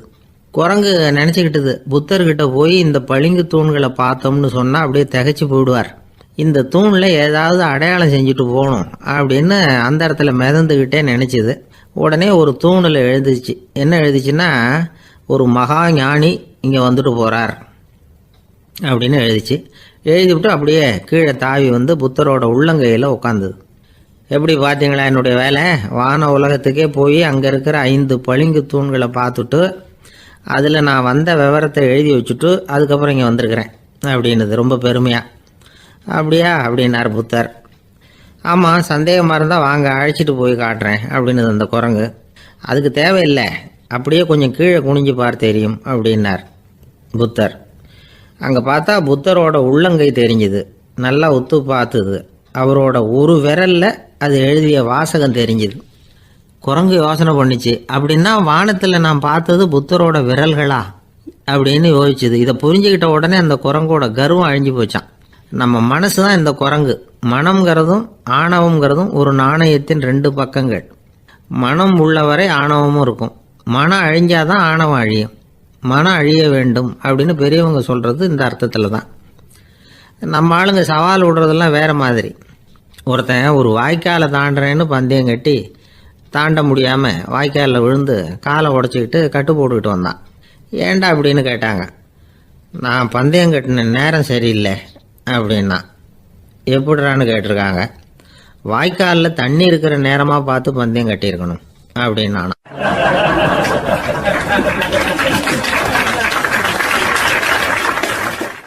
ஒருத்தர் ரொம்ப கவலையோடு உட்காந்துருந்தார். எதை பற்றி சார் கவலைப்படுறீங்கன்னு கேட்டோம். எதிர்காலத்தை பற்றி கவலைப்படுறேன்னார். ஏன்னு கேட்டோம். என்ன பண்ணுறதுன்னே தெரியல சார், எதிர்காலம் ஒரே இருட்டாக இருக்குது, பாதையே புரியலன்னார். இன்னைக்கு நம்ம இளைஞர்கள் பல பேருக்கு எதிர்காலம் இருட்டாக தான் தெரியுது. அவங்கெல்லாம் இந்த கதையை கொஞ்சம் கேட்கணும். ஒரு மலை அடிவாரத்தில் ஒரு சின்ன கிராமம். அந்த மலை ரொம்ப உயரமானது. அடர்த்தியாக செடி கொடிகள் மரங்கள் அதில் மண்டி கிடக்குது. பகல் வேளையில் இருட்டாக தான் இருக்கும், அவ்வளவு அடர்த்தி. அந்த மலை உச்சியில் ஒரு கோவில். நாள் ராத்திரியே புறப்பட்டாதான் காலையில் அந்த கோயிலுக்கு போய் சேர முடியும். கிராமத்து இளைஞன் ஒருத்தன் அந்த மலை உச்சிக்கு போக வேண்டியிருந்தது. கையில் ஒரு விளக்கை எடுத்துக்கிட்டு நாள் ராத்திரியே புறப்பட்டான். புறப்பட்டு போனவன் கிராமத்து எல்லையிலேயே நின்றுட்டான். ஏன் தெரியுமா? அவன் கையில் இருந்த விளக்கோட வெளிச்சம் 10 அடி தூரத்துக்கு தான் தெரியுது. அது வரைக்கும் தான் பாதை தெளிவாக இருக்குது. அதுக்கு அப்பால எல்லாம் ஒரே இருட்டாக இருக்குது, பாதை புரியல. இவன் யோசனை பண்ணி பார்த்தான். மனசுக்குள்ள ஒரு சந்தேகம். 10 அடி தூரம் தானே வெளிச்சம் தெரியுது, அப்படின்னா நாம் 10 அடி தூரம் தானே போக முடியும். அதுக்கு அந்தாண்ட ஒரே இருட்டாக இருக்குது. அதில் எப்படி நாம் நடந்து போகிறது? நாம் ரொம்ப தூரம் நடந்து போய் ஆகணுமே. அப்படிப்பட்ட நினப்பெல்லாம் அவனுக்கு வந்துட்டுது. இதுதான் அவன் மனசில் ஏற்பட்ட தயக்கம். இப்படி யோசிச்சுக்கிட்டே அந்த இளம் ஆசாமி புறப்பட்ட இடத்துலயே நின்றுக்கிட்டு இருக்கிறான். அந்த சமயத்தில் ஒரு வயசான பெரியவர் அந்த பக்கமாக வந்தார். அவர் கையில் இதை விட சின்னதாக ஒரு விளக்கு வச்சுருந்தார். அது எப்படின்னா அது ஒரு 5 அடி தூரத்துக்கு தான் வெளிச்சம் காட்டுது. அவ்வளவு சின்ன விளக்கு. அவரும் மலை உச்சிக்கு போகிறதுக்காக தான் வந்துக்கிட்டு இருக்கிறார். அவரை பார்த்து இவன் கேட்டான், என்ன பெரியவரே, இவ்வளவு சின்ன விளக்க வச்சுக்கிட்டு அவ்வளவு தூரத்துக்கு எப்படி மலையேற போகிறீங்க அப்படின்னு கேட்டான். நீ ஏன் இப்படி தயங்கிட்டே நிற்கிறேன்னு கேட்டார் பெரியவர். என்கிட்ட இருக்கிற விளக்கு 10 அடி தூரத்துக்கு தான் பாதையை காட்டுதுன்னா. இப்போ பெரியவர் சொன்னார், தம்பி, உன் கையில் இருக்கிற விளக்கு கொடுக்குற வெளிச்சத்தை வச்சு நீ முதல்ல 10 அடி தூரம் முன்னாடி போ. 10வது அடியில் போய் நின்றுக்கிட்டு பாரு. மறுபடியும் ஒரு 10 அடி தூரத்துக்கு பாதை தெரியும். இப்படி உன் கையில் இருக்கிற விளக்கு தொடர்ந்து வெளிச்சம் காட்டிக்கிட்டே இருக்கும். நீ முன்னேற முன்னேற அந்த வெளிச்சமும் முன்னேறும். அதனால் எத்தனை கிலோமீட்டர் தூரம் வேணும்னாலும் நீ இந்த 10 அடி தூரம் வெளிச்சத்தை வச்சுக்கிட்டே நீ போயிடலாம், புறப்படு அப்படின்னார். இப்போ தான் அந்த பெரியவர் சொன்னது இளைஞனுக்கு பளிச்சுன்னு புரிஞ்சுதான். உடனே உற்சாகமாக புறப்பட்டான், உச்சிக்கு போய் சேர்ந்தான். இந்த கதையிலேருந்து நாம் புரிஞ்சிக்க வேண்டியது என்ன தெரியுமா? நீண்ட கால திட்டம் ஒன்று போடும் பொழுது நமக்கு முன்னாடி இருக்கிறத மறந்துட்டு மனசை போட்டு குழப்பிக்க கூடாது. உங்கள் கையில் என்ன இருக்கோ அதுலேயே உங்கள் எதிர்காலம் மறைஞ்சிருக்குது. கண் முன்னாடி தெரியறத வச்சு ஆரம்பிங்க, போக போக வழி தானாக புலப்படும் அப்படிங்கிறார் ஒரு பெரியவர். பெரிய பயணங்களையெல்லாம் இப்படி தான் நடத்த வேண்டியிருக்கும். ஒவ்வொரு அடியாக எடுத்து வச்சா ஓடி போய் சேர்ந்து விடலாம். மலைச்சி போய் நின்றுட்டா நின்றுக்கிட்டே இருக்க வேண்டியது தான். நம்ம ஆள்லாம் ரொம்ப மோசமாக இருக்கிறாங்க. ஒருத்தன் அப்படி தான் நீண்ட தூர பிரயாணம் ஒன்று புறப்பட்டான். ரயில் போய்கிட்டே இருந்தது. கொஞ்சம் தூரம் போச்சு, பாதி வழியில் கையில் வச்சுருந்த டிக்கெட்டை காற்றுல விட்டுட்டான். ஐயோ, என் டிக்கெட்டு போயிட்டுதே அப்படின்னு கத்த ஆரம்பிச்சுட்டான். பக்கத்தில் இருந்த பெரியவர் அவனை பார்த்து பரிதாபப்பட்டு, கவலைப்படாத தம்பி, போனால் போகுது, வேற டிக்கெட் வாங்கிக்கலாம் அப்படின்னு ஆறுதல் சொன்னார். அதுக்கு அவன் சொல்கிறான், சார், நான் அதுக்காக அழலை, அந்த டிக்கெட்டு கிடைச்சா தானே நான் எந்த ஊருக்கு போகணுங்கிறது எனக்கு தெரியும் அப்படிங்கிறான்.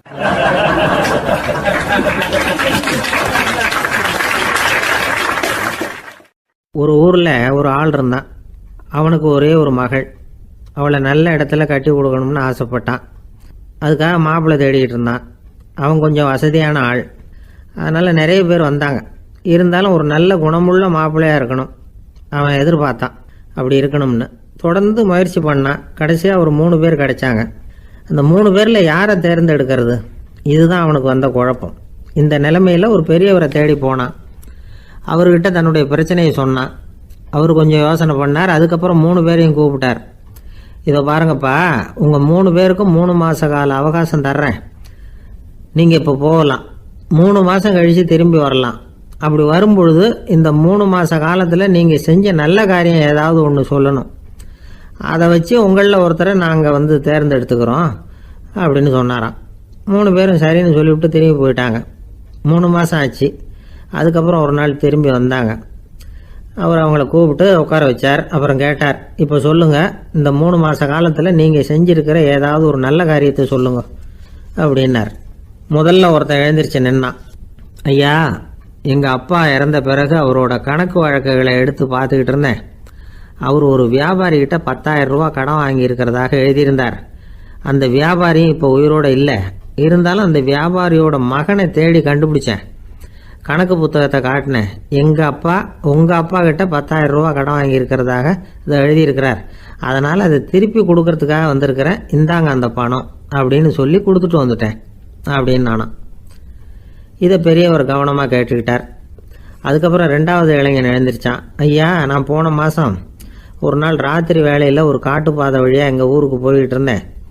அந்த சமயத்தில் அந்த வழியாக வந்துக்கிட்டு இருந்த ஒரு வழிப்போக்கர்கிட்ட 4-5 திருடர்கள் வம்பு வளர்த்து அவர்கிட்ட இருந்த பொருளை எல்லாம் கொள்ளையடிச்சிக்கிட்டு இருந்தாங்க.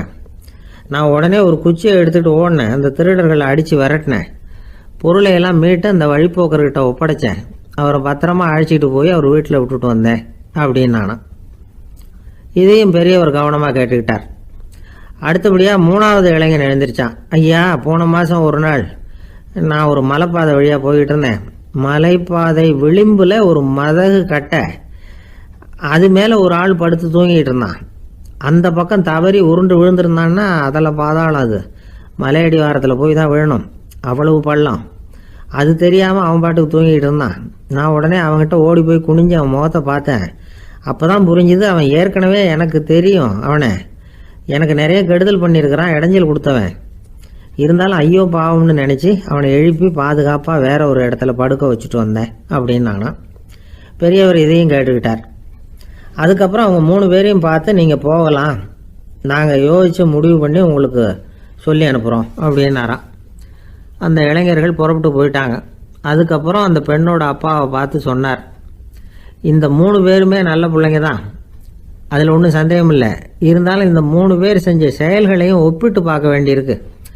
முதல் இளைஞன் நேர்மைக்கு எடுத்துக்காட்டாக விளங்குறான். இந்த காலத்தில் இது மாதிரி இளைஞர்களை பார்க்கறது ரொம்ப கஷ்டம்தான். இருந்தாலும் அவன் கடமையை தான் செஞ்சான். 2வது இளைஞன் நல்ல வீரன், தைரியசாலி. ஒரு வீரன் எதை செய்யணுமோ அதைத்தான் இவன் செஞ்சான். இவன் ஒரு லட்சிய மனிதன். 3வது இளைஞன் தன்னுடைய பகைவனுக்கே உதவி செஞ்சிருக்கான். அவன் உயிரை காப்பாற்றியிருக்கிறான். பகைவனுக்கு அருள்வதுங்கிறது ஒரு சாதாரண மனுஷனால் செய்யக்கூடிய காரியம் இல்லை. பகையை மறக்கிறதும் பகைவனுக்கு அருள்வதும் தெய்வீக பண்புகள். அதனால் இவனையே உன்னுடைய மகளுக்கு ஏற்ற மாப்பிள்ளையா தேர்ந்தெடுக்கலாம் அப்படின்னு சொன்னாங்களாம். ஒரு நல்ல நாளில் அவங்களுக்கு திருமணம் நல்ல விதமாக நடந்து முடிஞ்சுதான். இது சுவாமி சின்மயானந்தர் சொல்லியிருக்கிற ஒரு கதை. இதிலேருந்து நாம் புரிந்து கொள்ள வேண்டிய ஒரு கருத்து, நமக்கு கெடுதல் பண்ணவங்களுக்கும் நாம் நல்லது செய்யணும். ஆனால் நடைமுறையில் அப்படி நம்மளால் செய்ய முடியறதில்ல. அதுதான் சிக்கல். நம்மால் ஒருத்தங்கிட்ட கேட்டேன், ஏண்டா உன்னுடைய பகைவன் ஒருத்தன் அது மாதிரி ஒரு மலைப்பாதை மதகு கட்டையில் படுத்திருந்தா உடனே நீ என்ன நினைப்ப அப்படின்னு கேட்டோம். இது ஒரு அருமையான சந்தர்ப்பம்னு நினைப்பேன் அப்படின்னா. எதுக்குன்னு கேட்டோம். அவனை அந்த பக்கமாக உருட்டி கீழே தள்ளுறதுக்கு அப்படின்னா.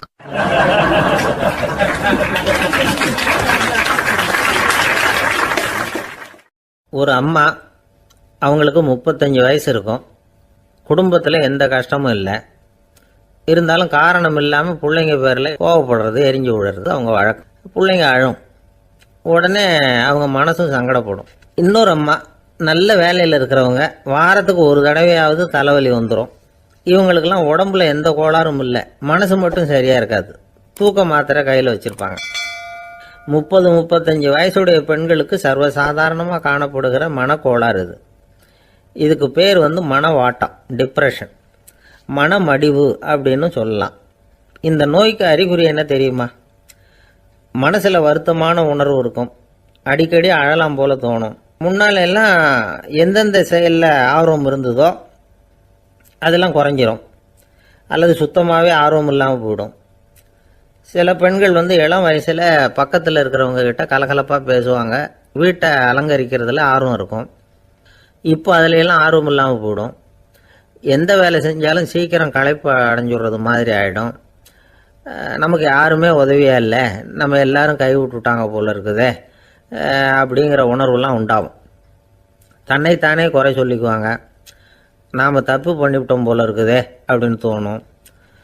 குற்றம் பண்ணிட்டதா நினச்சி கஷ்டப்படுவாங்க. பசி இருக்காது, தூக்கத்தில் தொந்தரவு இருக்கும்.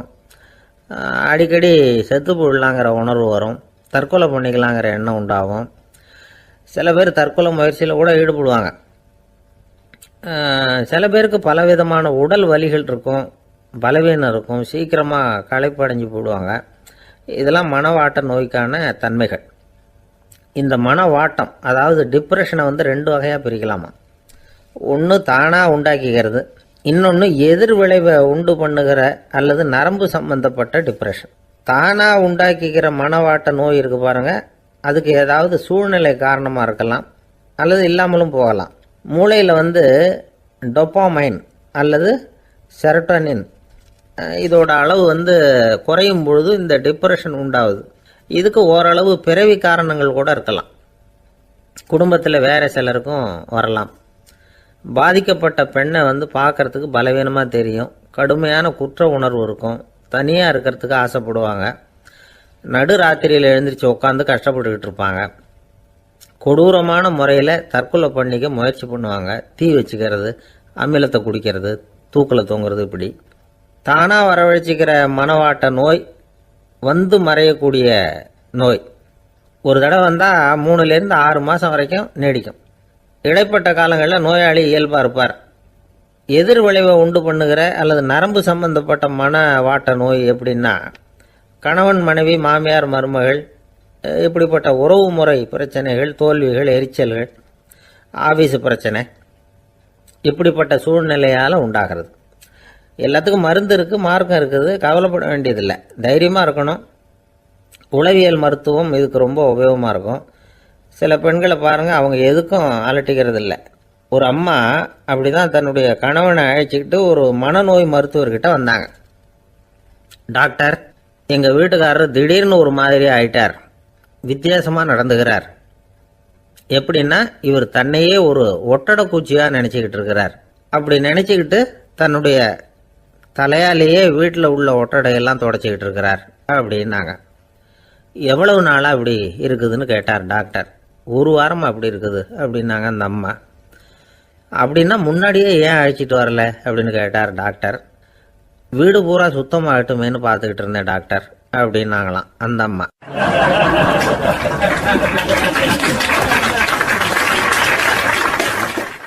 ஒரே ஒரு ஊரில் ஒரு பாதிரியார் இருந்தார்.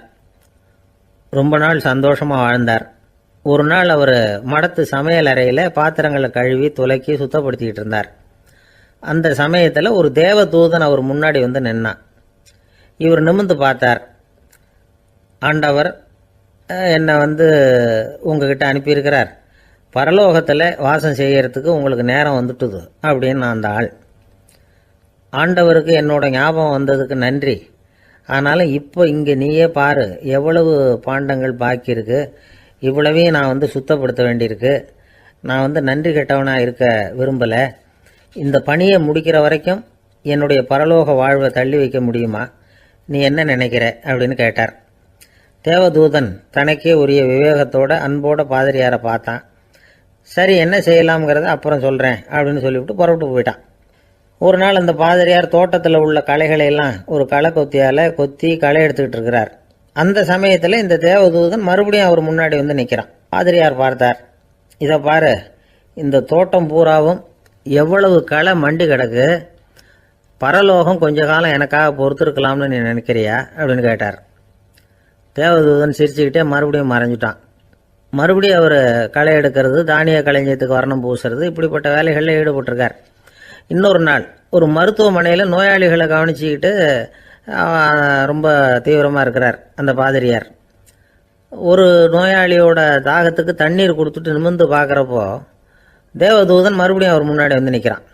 இந்த தடவை பாதிரியார் தன்னலமற்றவராக பேரன்பை காட்டக்கூடிய வகையில் தன்னுடைய 2 கைகளையும் உயர்த்தியபடி தேவதூதனின் கவனத்தை வந்து பிணியால் வாடக்கூடிய நோயாளிகளின் பக்கம் திருப்பினாராம். தேவதூதன் ஒன்றும் சொல்லலை, மறைஞ்சிட்டான். அன்னைக்கு சாயந்தரம் பாதிரியார் வந்து மடத்தில் உள்ள தன்னுடைய அறைக்கு போய் இளைப்பாறினார். யோசிச்சு பார்த்தார். தேவதூதனையும் தேவதூதனின் விருப்பத்தையும் பல நாள் தள்ளி போட்டு வந்ததையும் அவர் ரொம்ப நினச்சி பார்த்தார். திடீர்னு தான் வந்து முதுமை அடைகிறதையும் சோர்வு அடைகிறதையும் உணர்ந்தார். ஆண்டவரை நினச்சார். ஆண்டவரே, உம்முடைய தூதனை மறுபடியும் என்கிட்ட அனுப்புனா நான் சந்திக்கிறதுக்கு ஆவலாக இருக்கேன் அப்படின்னு சொல்கிறப்பவே தேவதூதன் பக்கத்தில் வந்து நின்னான். பாதிரியார் நிமிர்ந்து பார்த்தார். நீ இப்போவே என்னை அழைச்சிக்கிட்டு போக விரும்பினா நான் பரலோகத்துக்கு வர்றதுக்கு தயாராக இருக்கேன்னார். தேவதூதன் அந்த பாதிரியாரை அன்போடவும் விவேகத்தோடவும் பார்த்து, நீங்கள் வந்து என் கூட பரலோகத்துக்கு வர்ற தயாராக இருக்கிறதா சொல்கிறீங்க, ஆனால் நீங்கள் இது வரைக்கும் வேற எங்கே இருந்ததான் நினைக்கிறீங்க அப்படின்னு நானும். அப்படின்னா இது வரைக்கும் இருந்த இடம் தான் பரலோகம் அப்படிங்கிறத உணர்த்தியிருக்கிறான். பரலோகம்னா என்னன்னு புரிஞ்சுக்கிறதுக்கு இந்த சம்பவம் நமக்கு உதவியாக இருக்குது. தொண்டு செய்கிறத விட பெரிய செயல் வேற எதுவும் இருக்க முடியாது. அது நம்ம மனசுக்கு கொடுக்குற சுகத்தை வேற எதுவும் கொடுக்க முடியாது. நாம் தொண்டு செய்கிற இடம் தான் அந்த புண்ணிய இடம். ஆனால் இந்த காலத்துல எல்லாம் நாம் தொண்டு செய்யணும்னு நினச்சி ஏதாவது ஆரம்பித்தா கூட அதை ஒரு மாதிரியாக சுற்றி நின்று வேடிக்கை பார்க்க ஆரம்பிச்சிடுறாங்க. ஒரு பெரியவர் அப்படித்தான் ஒரு தொண்டு செஞ்சுக்கிட்டு இருந்தார். ஒரு கோவில் கட்டிக்கிட்டு இருந்தாங்க. அதில் ஒரு இடத்துல ஒரு பலகையை வச்சு ஆணி அடிக்கிற வேலையை செஞ்சுக்கிட்டு இருந்தார் அந்த பெரியவர். ஒரு சின்ன பையன் அதை ரொம்ப ஊக்கமாக அக்கறையாக கவனிச்சுக்கிட்டு இருந்தான். பெரியவர் இதை கவனித்தார். என்னப்பா பார்க்குற, உனக்கும் இது மாதிரி தொண்டு செய்யணும்னு ஆசையாக இருக்கா அப்படின்னு கேட்டார். அதுக்கு அந்த பையன் சொல்கிறான், அப்படி இல்லைங்க, நீங்கள் ஆணி அடிக்கிறப்போ கையில் சுத்தியால் அடிச்சுக்கிட்டா எப்படி துடிப்பீங்க எப்படி கத்துவீங்கன்னு தெரிஞ்சுக்கிறதுக்காக அதை பார்க்கணும்னு ஆசை, அதுக்காக தான் காத்துக்கிட்டு இருக்கேன் அப்படின்னு நான்.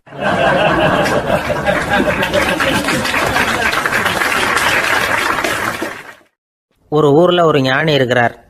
ரொம்ப பெரிய ஞானி, ரொம்ப வயசாயிட்டுது. கடைசி காலத்தில் அவர்கிட்ட சில பேர் வந்தாங்க. உங்கள் குரு யார் அப்படின்னு கேட்டாங்க. அவர் நிமிர்ந்து பார்த்தார். எனக்கு ஆயிரக்கணக்கான குருமார்கள் உண்டு, அவங்க பேரெல்லாம் சொல்லணும்னா இந்த காலம் பத்தாது. ஆனால் முக்கியமான ஒரு 3 பேரை பற்றி மட்டும் உங்களுக்கு சொல்கிறேன் அப்படின்னாராம். அப்புறம் சொன்னார், அந்த 3 பேரில் ஒருத்தன் ஒரு திருடன்.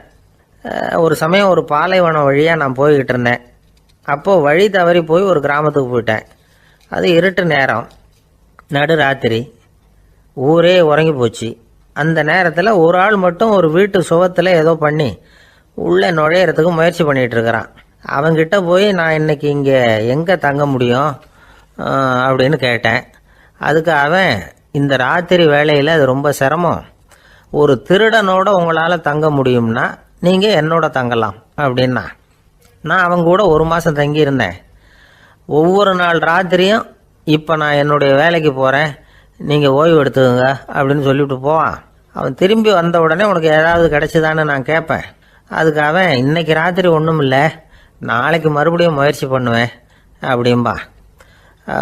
எப்பவும் அவன் நம்பிக்கை இழந்ததே கிடையாது, எப்பவும் சந்தோஷமாகவே இருப்பான். நானும் ரொம்ப காலமாக தியானம் பண்ணிக்கிட்டே இருந்தேன், ஒன்றுமே நடக்கலை. ஆனால் நான் என்ன பண்ணேன் தெரியுமா, மனசு வருத்தப்படும், நம்பிக்கை இழந்துருவேன். அப்போல்லாம் அந்த திருடனுடைய விடாமுயற்சி தான் ஞாபகத்துக்கு வரும். அதனால் அந்த திருடன் எனக்கு ஒரு குரு. என்னுடைய 2வது குரு யாருன்னா அது ஒரு நாய். இது எப்படின்னா, ஒரு சமயம் எனக்கு ரொம்ப தாகமாக இருந்தது. ஒரு நதியை நோக்கி போய்கிட்டு இருந்தேன். அப்போ ஒரு நாயும் வந்தது. அதுக்கும் தாகம். ஓடி வந்து ஆற்றை பார்த்தது. அதோட நிழல் ஆற்றுல தெரிஞ்சது. அதை பார்த்ததும் பயந்துட்டுது. அதாவது அது தன்னுடைய சொந்த உருவத்தையே கண்டு பயந்தது. அதை பார்த்து குறைக்குது, திரும்பி ஓடிச்சு. ஆனால் அதுக்கு தாகம் அதிகமாக இருந்ததுனால அது மறுபடியும் திரும்பி வந்தது. பார்த்தா மறுபடியும் தண்ணியில் நாயோட உருவம் தெரியுது. இப்படி சில தடவை பண்ணிச்சு. இருந்தாலும் கடைசியில் தண்ணியில் குதிச்சுட்டுது துணிஞ்சி. இப்படி குதித்த உடனே அதோட உருவமும் மறைஞ்சுட்டுது. இதை பார்த்தேன். நான் என்ன புரிஞ்சுக்கிட்டேன்னா, எவ்வளவுதான் பயம் இருந்தால் கூட ஒருத்தன் தைரியமாக காரியத்தில் இறங்கணும் அப்படிங்கிறத புரிஞ்சுக்கிட்டேன். இந்த போதனை அந்த நாய்கிட்ட இருந்து எனக்கு கிடைச்சிது. இது ஒன்று. அடுத்தது என்னுடைய 3வது குரு யாருன்னா அது ஒரு சின்ன குழந்தை. நான் ஒரு சமயம் ஒரு நகரத்துக்கு போனேன். அங்கே ஒரு குழந்தை எரிகிற மெழுகுவத்தி ஒன்று எடுத்துக்கிட்டு வந்தது. நான் அந்த குழந்தைய பார்த்து வேடிக்கையாக கேட்டேன், ஏன் பாப்பா இந்த மெழுகுவத்தியை நீயாவே கொளுத்துனியா அப்படின்னு கேட்டேன். ஆமான்னுது அந்த குழந்தை. சரி, இந்த மெழுகுவத்தி முன்னாடி எரியாமல் இருந்தது, இப்போ எரியுது. இந்த மெழுகுவத்திக்கு வெளிச்சம் எங்கேருந்து வந்தது, அதை எனக்கு காட்ட முடியுமா அப்படின்னு கேட்டேன் அந்த குழந்தைகிட்ட. இதுக்கு அந்த குழந்தை சிரிச்சுக்கிட்டு அந்த மெழுகுவத்தியை ஊதி அணைச்சுட்டுது. அதுக்கப்புறம் என்னை பார்த்து கேட்டுது, இப்போ இந்த மெழுகுவத்தியின் வெளிச்சம் போனதை பார்த்தீங்க இல்லையா, அது எங்கே போச்சுன்னு எனக்கு சொல்லுங்க அப்படின்னுது. அந்த குழந்தை இப்படி கேட்டதும் என்கிட்ட இருந்த ஆணவம் அழிஞ்சுட்டுது. நான் படித்ததெல்லாம் அந்த வினாடியில் சுக்கு நூறாக போயிட்டுது. என்னுடைய முட்டாள்தனத்தை நான் உணர்ந்தேன் அப்படின்னு இவ்வளவும் அந்த ஞானி விவரமாக சொன்னாராம். அதனால் நாம் இன்னார்கிட்ட இருந்து தான் இதை கற்றுக்கணுங்கிறது இல்லை, யாருக்கிட்ட இருந்தும் எதையும் கற்றுக்கலாம். நம்மால் ஒருத்தன் ஒரு நாய் வளர்த்துக்கிட்டு இருந்தான். அந்த நாய்க்கு வால் கிடையாது. யாரோ ஏற்கனவே வெட்டி எடுத்துட்டாங்க. இந்த நாய் தான் சார் எனக்கு குரு, அதுகிட்டே இருந்து கூட நான் பாடம் கற்றுக்கிட்டு இருக்கிறேன் அப்படின்னா. அப்படி என்ன கற்றுக்கிட்டேன் இந்த வால் இல்லாத நாய்கிட்டே இருந்து அப்படின்னு கேட்டோம். நாம் யாருக்கிட்டையும் வாலாட்டக்கூடாது அப்படிங்கிற பாடத்தை அதுகிட்டே இருந்து தான் நான் கற்றுக்கிட்டேன் அப்படின்னா.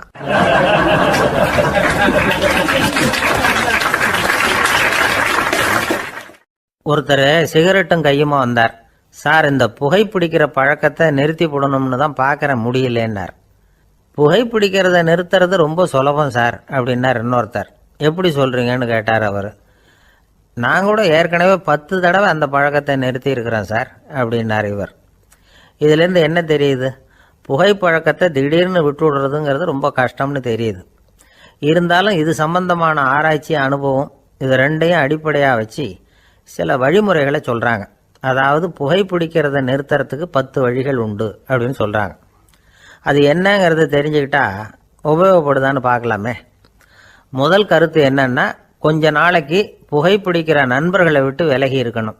இதனால் புகைப்பிடிக்கிற ஆசை குறையும். அந்த பழக்கத்தை மறுபடியும் ஆரம்பிக்கப்படாதுங்கிற எண்ணம் உறுதிப்படும். ரெண்டாவது கருத்து, புகைப்பிடிக்கிறதை எதிர்த்து தீவிரமாக பிரச்சாரம் செய்ய ஆரம்பிச்சிடணும். அது அடுத்தவங்களுக்கும் உபயோகப்படும், உங்களுக்கும் உபயோகப்படும். உங்கள் உள்ளுணர்வை அது தூண்டும், உங்களை உறுதி கொள்ள வைக்கும். மூன்றாவது கருத்து என்னன்னா, தினமும் 2 தடவை குளிக்கணும். எப்படி தெரியுமா? முதல்ல வெது வெதுப்பான தண்ணீர், அப்புறம் குளிர்ந்த தண்ணீர், இப்படி மாறி மாறி குளிக்கணுமா. நாலாவது கருத்து, உடற்பயிற்சிகள் செய்யணும். மூச்சு வாங்குற மாதிரியான பயிற்சிகள் ரொம்ப நல்லதான். பிராணாயாமம் அப்படிங்கிற மூச்சு பயிற்சி ரொம்ப நல்லதுங்கிறாங்க.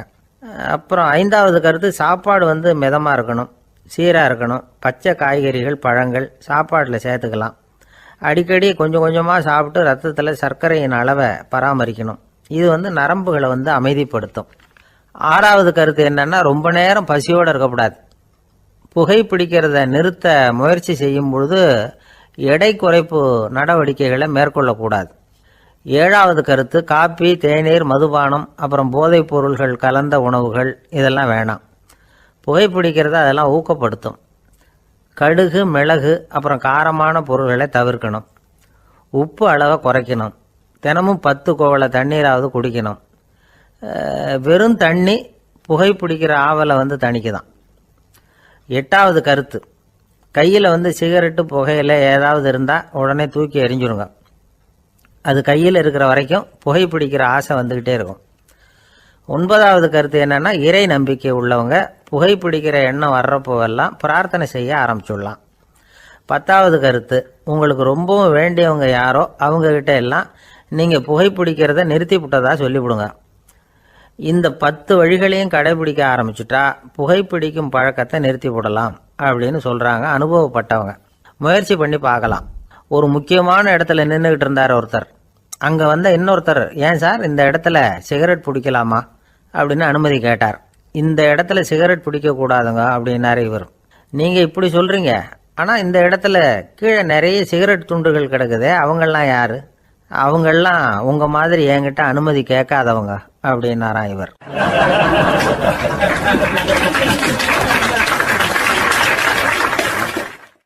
இந்த உலகத்தில் எவ்வளவோ உயிரினங்கள் இருக்குது. ஒவ்வொன்றும் ஒவ்வொரு விதமாக சண்டை போடுது. இப்போ 2 மாடு சண்டை போட்டுக்குதுன்னு வச்சுங்க, என்ன பண்ணும்? 2 முட்டிக்கும். அதுக்கு சண்டை போடுறதுக்கு ஆயுதமாக உபயோகப்படுறது அதோட கொம்பு. 2 சேவல் சண்டை போட்டுக்குதுன்னு வச்சுங்க, அதுக்கு ஆயுதமாக உபயோகப்படுறது அதோட கால் நகம். காலால் தான் அது ஒன்றோட ஒன்று சண்டை போட்டுக்கும். ஆனால் 2 மனுஷன் சண்டை போட்டுக்கிறான்னு வச்சுங்க, இவன் இன்னதை தான் ஆயுதமாக உபயோகப்படுத்துவான்னு குறிப்பிட்டு சொல்ல முடியாது. கல்லை எடுப்பான், கத்தி எடுப்பான், துப்பாக்கி எடுப்பான், என்ன வேணாலும் பண்ணுவான். வாயால் திட்டுவான், கையால் அடிப்பான், காலால் உதைப்பான், சகலகலாக வல்லவன். விலங்குகள்லாம் பொதுவாக வாயை சாப்பிட்றதுக்கு மட்டும்தான் உபயோகப்படுத்துது. ஆனால் இவனுக்கு சாப்பிட்றதுக்கும் அதுதான், சாப்பிட்டு விட்டு திட்டுறதுக்கும் அதுதான். ஆனால் ஒரு விஷயத்தில் மட்டும் கெட்டிக்கிறேன். அதாவது நாம் சண்டை போட்டுக்கிட்டாலும் பரவாயில்லை, கோழிகள் சண்டை போடாமல் இருக்கணும் அப்படின்னு ஆசைப்படுறான். எதுக்காக? கோழிகள் சண்டை போடாமல் இருந்தால் நிறைய முட்டைகள் போடுமா, அதுக்காக தான் இந்த அக்கறை. கோழி பண்ணை வச்சிருக்கிறவங்களுக்கு இது ஒரு பெரிய பிரச்சனை. அதாவது பண்ணையில் இருக்கிற கோழிகளுக்குள்ளே அடிக்கடி சண்டை வந்துடும். அதனால் முட்டை உற்பத்தி குறைஞ்சிரும். சரி, இதுக்கு என்ன பண்ணுறது? பண்ணையில் போய் உட்காந்துக்கிட்டு தினமும் பஞ்சாயத்து பேசிகிட்டு இருக்க முடியுமா? அமெரிக்காவில் கோழி பண்ணை வச்சுருக்கிற ஒருத்தர் இதை பற்றி யோசனை பண்ணி பார்த்தாராம். ஒரு வழியையும் கண்டுபிடிச்சிருக்கார். கோழிக்கெல்லாம் மூக்கு கண்ணாடி மாட்டி விட்டுட்டோம்னா அது சண்டை போடுற குணம் குறைஞ்சிரும், முட்டை அதிகமாகிடும். அந்த கண்ணாடியில் உள்ள லென்ஸு சிவப்பு நிறத்தில் இருக்கணும், அவ்வளவுதான் அப்படின்னு அவர் கண்டுபிடிச்சாராம். இது ஏற்கனவே நடைமுறையில் கண்டுபிடிக்கப்பட்ட ஒரு விஷயம். ஆனால் எல்லா கோழிக்கும் சிவப்பு மூக்கு கண்ணாடி எப்படி மாட்டி விடுறது? அப்படியே மாட்டி விட்டாலும் அது நழுவாமல் இருக்கணுமே. இப்போ நாமெல்லாம் நடு விரலால் மூக்கு கண்ணாடி நடுவில் தொட்டு அப்படி ஸ்டைலாக சரி பண்ணிக்கிறோம். அது மாதிரி கோழி எப்படி சரி பண்ணிக்கும்? இதுதான் பிரச்சனை. இதுக்கு அவர் என்ன வழி கண்டுபிடிச்சாருன்னா, கோழிக்கெல்லாம் மூக்கு கண்ணாடிக்கு பதிலாக விழியொட்டு வில்லைகள், கான்டாக்ட் லென்ஸ், அதை பொருத்தி விட்டா என்ன அப்படின்னு யோசனை பண்ணார். அதே மாதிரி பண்ணார். அதே மாதிரி செஞ்சு பார்த்தார், வெற்றி. அதுக்கப்புறம் கோழியெல்லாம் சண்டை போட்டுக்கலையாம், சமாதான பிரியர்கள் ஆகிட்டு தான். கோழிகளுக்கு இயல்பாகவே சண்டை போடுற குணம் உண்டு. ஆனால் அதோட கண்ணுக்கு பார்க்குற பொருள்லாம் ரோஜா நிறத்துலையோ அல்லது இன்னும் சொல்ல போனால் அழுத்தமான சிவப்பு நிறத்துலையோ தெரிஞ்சதுன்னா சண்டை போடுற குணம் குறைஞ்சிருதான். அந்த சமயத்தில் அது அதிகமாகவும் முட்டையிட ஆரம்பிச்சுடுதான். அதே நேரத்தில் இறை எடுக்கிறத கூட குறைச்சிக்குதான். இது ஏன் இப்படி பண்ணுதுங்கிறது விஞ்ஞானிகளுக்கு இன்னமும் புரியலையா. எப்படியோ அமெரிக்க கோழிகள்லாம் கான்டாக்ட் லென்ஸ் பொருத்திக்க ஆரம்பித்தாச்சு. கோழி கழுத்தை பிடிச்சிக்கிட்டு ஒரு சில வினாடிகளில் அதை பொருத்தி விட்றாங்களாம். கோழியோட ஆயுள் பூரா அது அப்படியே இருக்குமா. பண்ணையில் முட்டை உற்பத்தி குறைஞ்சா இது மாதிரி விஞ்ஞானபூர்வமாக பரிகாரம் தேடுறது தான் நல்லது. நமக்கு வேண்டியப்பட்ட ஒருத்தர், அவர் ஒரு கோழி பண்ணை வச்சுருந்தார். அந்த பண்ணையில் பாதி கோழி திடீர்னு செத்து போச்சு. உடனே ஒரு கால்நடை மருத்துவர்கிட்ட போக வேண்டியது தானே. அங்கே போகல. உள்ளூரில் மந்திரம் பண்ணிகிட்டு இருந்த ஒரு சாமியார்கிட்ட போனார். அவர் காலில் விழுந்தார். சாமி, என் பண்ணையில் பாதி கோழி செத்து போட்டுதுன்னார். சாமியார் யோசனை பண்ணார். சரி, பண்ணையில் வாசப்படி கிழக்கு பக்கமாக வச்சுருக்கியா மேற்கு பக்கமாக வச்சுருக்கியான்னு கேட்டார். கிழக்கு பக்கமாக இருக்குன்னார் அவர். அதுதான் தப்பு, மேற்கு பக்கமாக அதை மாற்று சரியாக போடும்னாராம். அதே போல் இவர் போய் மாற்றிவிட்டார். அப்பவும் பாதி செத்து போச்சு. மறுபடியும் சொன்னார், சாமி மறுபடியும் பாதி கோழி செத்து போட்டுதேன்னார். சரி, கூரை எப்படி போட்டிருக்க? ஓடு போட்டிருக்கியா இல்லை கீத்து போட்டிருக்கியான்னார். ஓடு போட்டிருக்கேன்னாராம் அவர். அதுதான் தப்பு, அதை கீத்து போட்டுரும் சரியாக போடும்னாராம். சரின்னு போய் அதையும் மாற்றி பார்த்தார். மறுபடியும் போயிட்டுது, கோழி செத்து போச்சு. வந்தார். மறுபடியும் பாதி செத்து போச்சு சாமின்னு வந்தார். இவரும் யோசனையை மாற்றி மாற்றி சொல்லிகிட்டே இருக்கிறார். இப்படி அவரும் மாற்றி மாற்றி பார்த்தார். 6வது தடவையாக அவரை தேடிட்டு வந்தார். அந்த சமயத்தில் இவர் ரொம்ப தீவிரமாக யோசனை பண்ணி பார்த்துட்டு, அது சரிப்பா, நீயும் என்கிட்ட சளைக்காமல் வந்துக்கிட்டு இருக்கிற, நானும் யோசனை சொல்லிகிட்டு இருக்கேன். இப்போவும் உங்ககிட்ட சொல்கிறதுக்கு என்கிட்ட யோசனை நிறையா இருக்குது. ஆனால் சோதிக்கிறதுக்கு உங்ககிட்ட கோழி இல்லையே, என்ன பண்ணுறது அப்படின்னாராம் இவர்.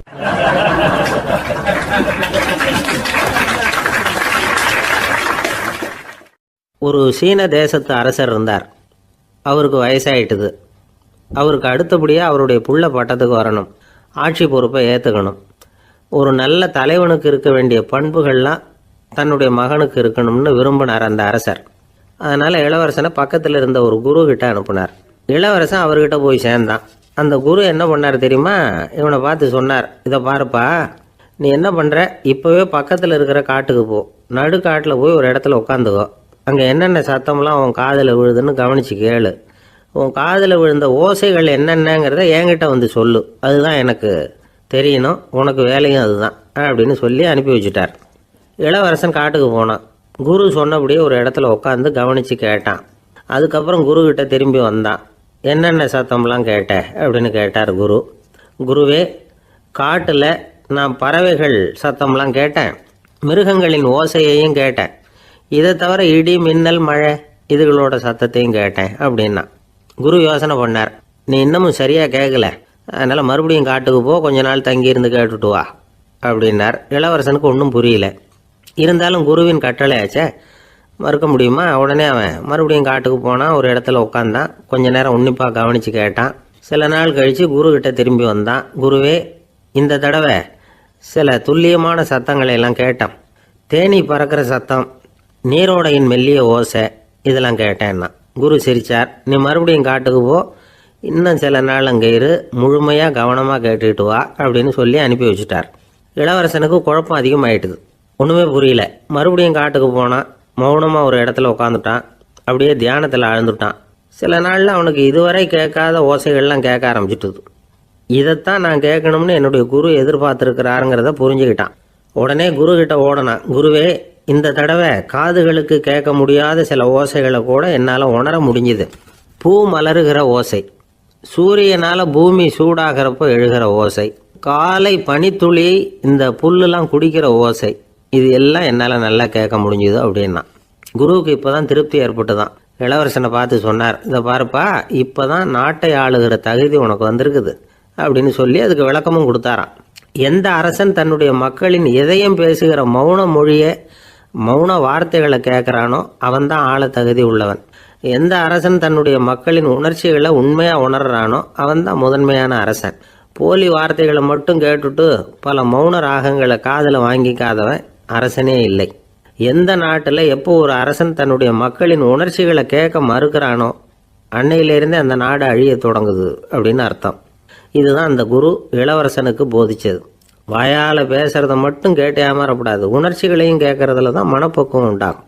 மக்கள் உணர்ச்சிகளை புரிந்து கொள்ளாத அரசர்கள் நீடிச்சிருக்க முடியாது. அது மாதிரி நாடுகளில் அடிக்கடி குழப்பம் தான் உண்டாகும். அப்படி இருந்தால் அடிக்கடி ஆட்சி மாறிக்கிட்டு இருக்கும். அப்படிப்பட்ட ஒரு தேசம், அங்கே ஒரு சிறைச்சாலையில் 3 கைதிகள் பேசிக்கிட்டு இருந்தாங்க. ஒருத்தன் சொன்னான், நான் இந்த நாட்டு ராஜாவை எதிர்த்து பேசிக்கிட்டு இருந்தேன், அதனால் என்னை பிடிச்சி கொண்டாந்து இங்கே போட்டுட்டாங்க அப்படின்னா ஒருத்தன். இன்னொருத்தன் சொன்னான், நான் இந்த நாட்டு ராஜாவை ஆதரித்து பேசிக்கிட்டு இருந்தேன், அதனால் என்னை பிடிச்சி கொண்டாந்து இங்கே தள்ளிவிட்டாங்க அப்படின்னா. அது சரி, நீ என்ன தப்பு பண்ண அப்படின்னு சொல்லி 3வது ஆளை பார்த்து இவங்க கேட்டாங்க. அதுக்கு அந்த ஆள் சொல்கிறான், நான் தான் இந்த நாட்டு ராஜா அப்படின்னா.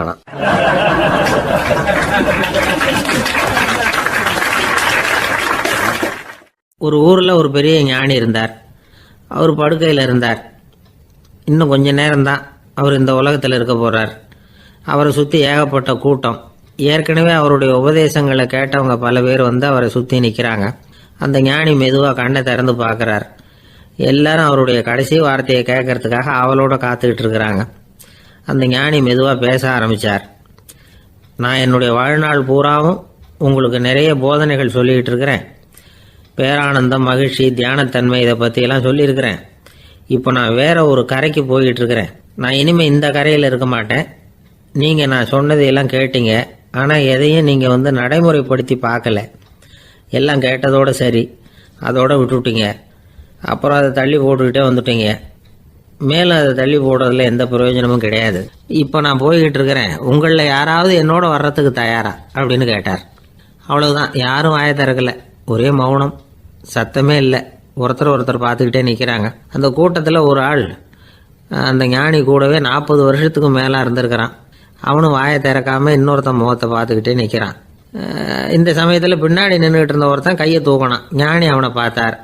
சரி, ஒருத்தனுக்காவது நம்மோட வர்றதுக்கு தைரியம் இருக்குது அப்படின்னு நினச்சார். ஆனால் அந்த ஆள் என்ன சொன்னான் தெரியுமா? ஐயா, நீங்கள் கேட்குறப்போ நான் உடனே எழுந்திருக்கல, கையை மட்டும்தான் தூக்கினேன். என்ன காரணம்னா, நான் எப்படி அடுத்த கரைக்கு சேர்றதுங்கிறது தெரிஞ்சுக்கிறதுக்காக தான். அந்த விவரத்தை மட்டும் இப்போ உங்ககிட்ட இருந்து நான் தெரிஞ்சுக்க ஆசைப்படுறேன். ஏன்னா இப்போ நான் உங்கள் கூட வர்றதுக்கு தயாராக இல்லை. எவ்வளவோ காரியங்களை நான் இன்னும் இங்கே முடிக்க வேண்டியிருக்குது. வீட்டுக்கு ஒரு விருந்தினர் வந்திருக்கிறார். என்னுடைய இளைய மகனுக்கு கல்யாணம் பண்ணி வைக்கணும். அதனால் இன்றைக்கி உங்கள் கூட வர முடியாது. அது மட்டும் இல்லை, இப்போ உங்கள் கூட அடுத்த கரைக்கு வந்தால் திரும்பி வர முடியாதுன்னு வேறு சொல்கிறீங்க. அதனால் இப்போ நான் வரல. இன்னொரு நாள் நிச்சயமாக நான் வர்றேங்க, உங்களை சந்திக்கிறேன்.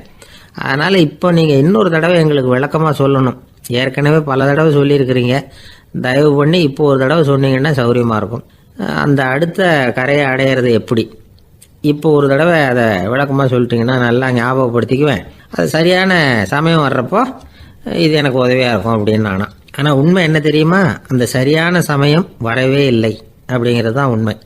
இப்படி அந்த கதை முடியும். இந்த கதை அந்த ஒரு ஆளுக்கு மட்டும் இல்லை, கிட்டத்தட்ட எல்லாருக்குமே அது பொருந்தும் அப்படிங்கிறாங்க விவரம் தெரிஞ்சவங்க. எல்லாருமே அந்த சரியான தருணத்துக்காக தான் காத்துக்கிட்டு இருக்கிறாங்களாம். அதுக்காக ஜோசியம் பார்க்குறாங்க, கைரேகை பார்க்குறாங்க. நாளைக்கு என்ன நடக்குங்கிற ஆவலில் எல்லாரும் காத்துக்கிட்டு இருக்கிறாங்க. ஆனால் அந்த ஒரு நாள் ஒருபோதும் வரப்போகிறதில்ல. நீங்கள் தள்ளி போடுறதுக்காக பல அர்த்தமில்லாத காரணங்களை தேடுறீங்க அப்படிங்கிறார் ஒரு ஞானி. காத்திருக்கிறதுலேயே நம்ம காலம் ஓடி போயிடுது. ஏன்னா இன்னைக்கு நாம் சிந்திக்கிறது நாளைக்கு நாம் சிந்திக்கிறது இல்லை. ஒவ்வொரு நாளும் ஒவ்வொரு மாதிரி போயிடுது. நாளைக்கு மறுநாளை பற்றியே சிந்திக்கிறோம். இப்படியே அது பாட்டுக்கு போயிடும். கரையை தொட்டு பார்க்குறது எப்போ, இதுதான் கேள்வி. நமக்கு வேண்டியப்பட்ட ஒருத்தர் ஒரு ரயில்வே பிளாட்ஃபாரத்தில் நின்றுட்டு இருக்கிறார். அங்கே இருக்கிறவங்க கிட்ட கேட்குறாராம், விசாரிக்கிறாரு. ஏங்க கிழக்க போகிற ரயில் போயிட்டுதுங்களான்னாராம். போயிட்டுதுன்னு இருக்கிறாங்க. கொஞ்ச நேரம் கழிச்சு ஏங்க மேற்க போகிற ரயில் போயிட்டுதுங்களான்னு கேட்டிருக்காரு. போயிட்டுதுங்களான் இருக்காங்க. அப்புறம் கொஞ்ச நேரம் கழிச்சு மறுபடியும் ஏங்க 10:30 மணி வண்டி போயிட்டுதான்னு கேட்டிருக்காரு. தொடர்ந்து காலையிலேருந்து சாயந்தரம் வரைக்கும் இப்படி ஒரே இடத்துல நின்றுட்டு கேட்டுக்கிட்டே இருக்கிறார். இதை பார்த்துக்கிட்டு இருந்த ஒருத்தர் அவர்கிட்ட வந்து, ஏங்க நீங்கள் எங்கே போகணும் அப்படின்னு கேட்டாராம். இவர் மெதுவாக சொன்னாராம், இந்த ரயில்வே லைனை தாண்டி அந்த பக்கம் போகணும் அப்படின்னாராம்.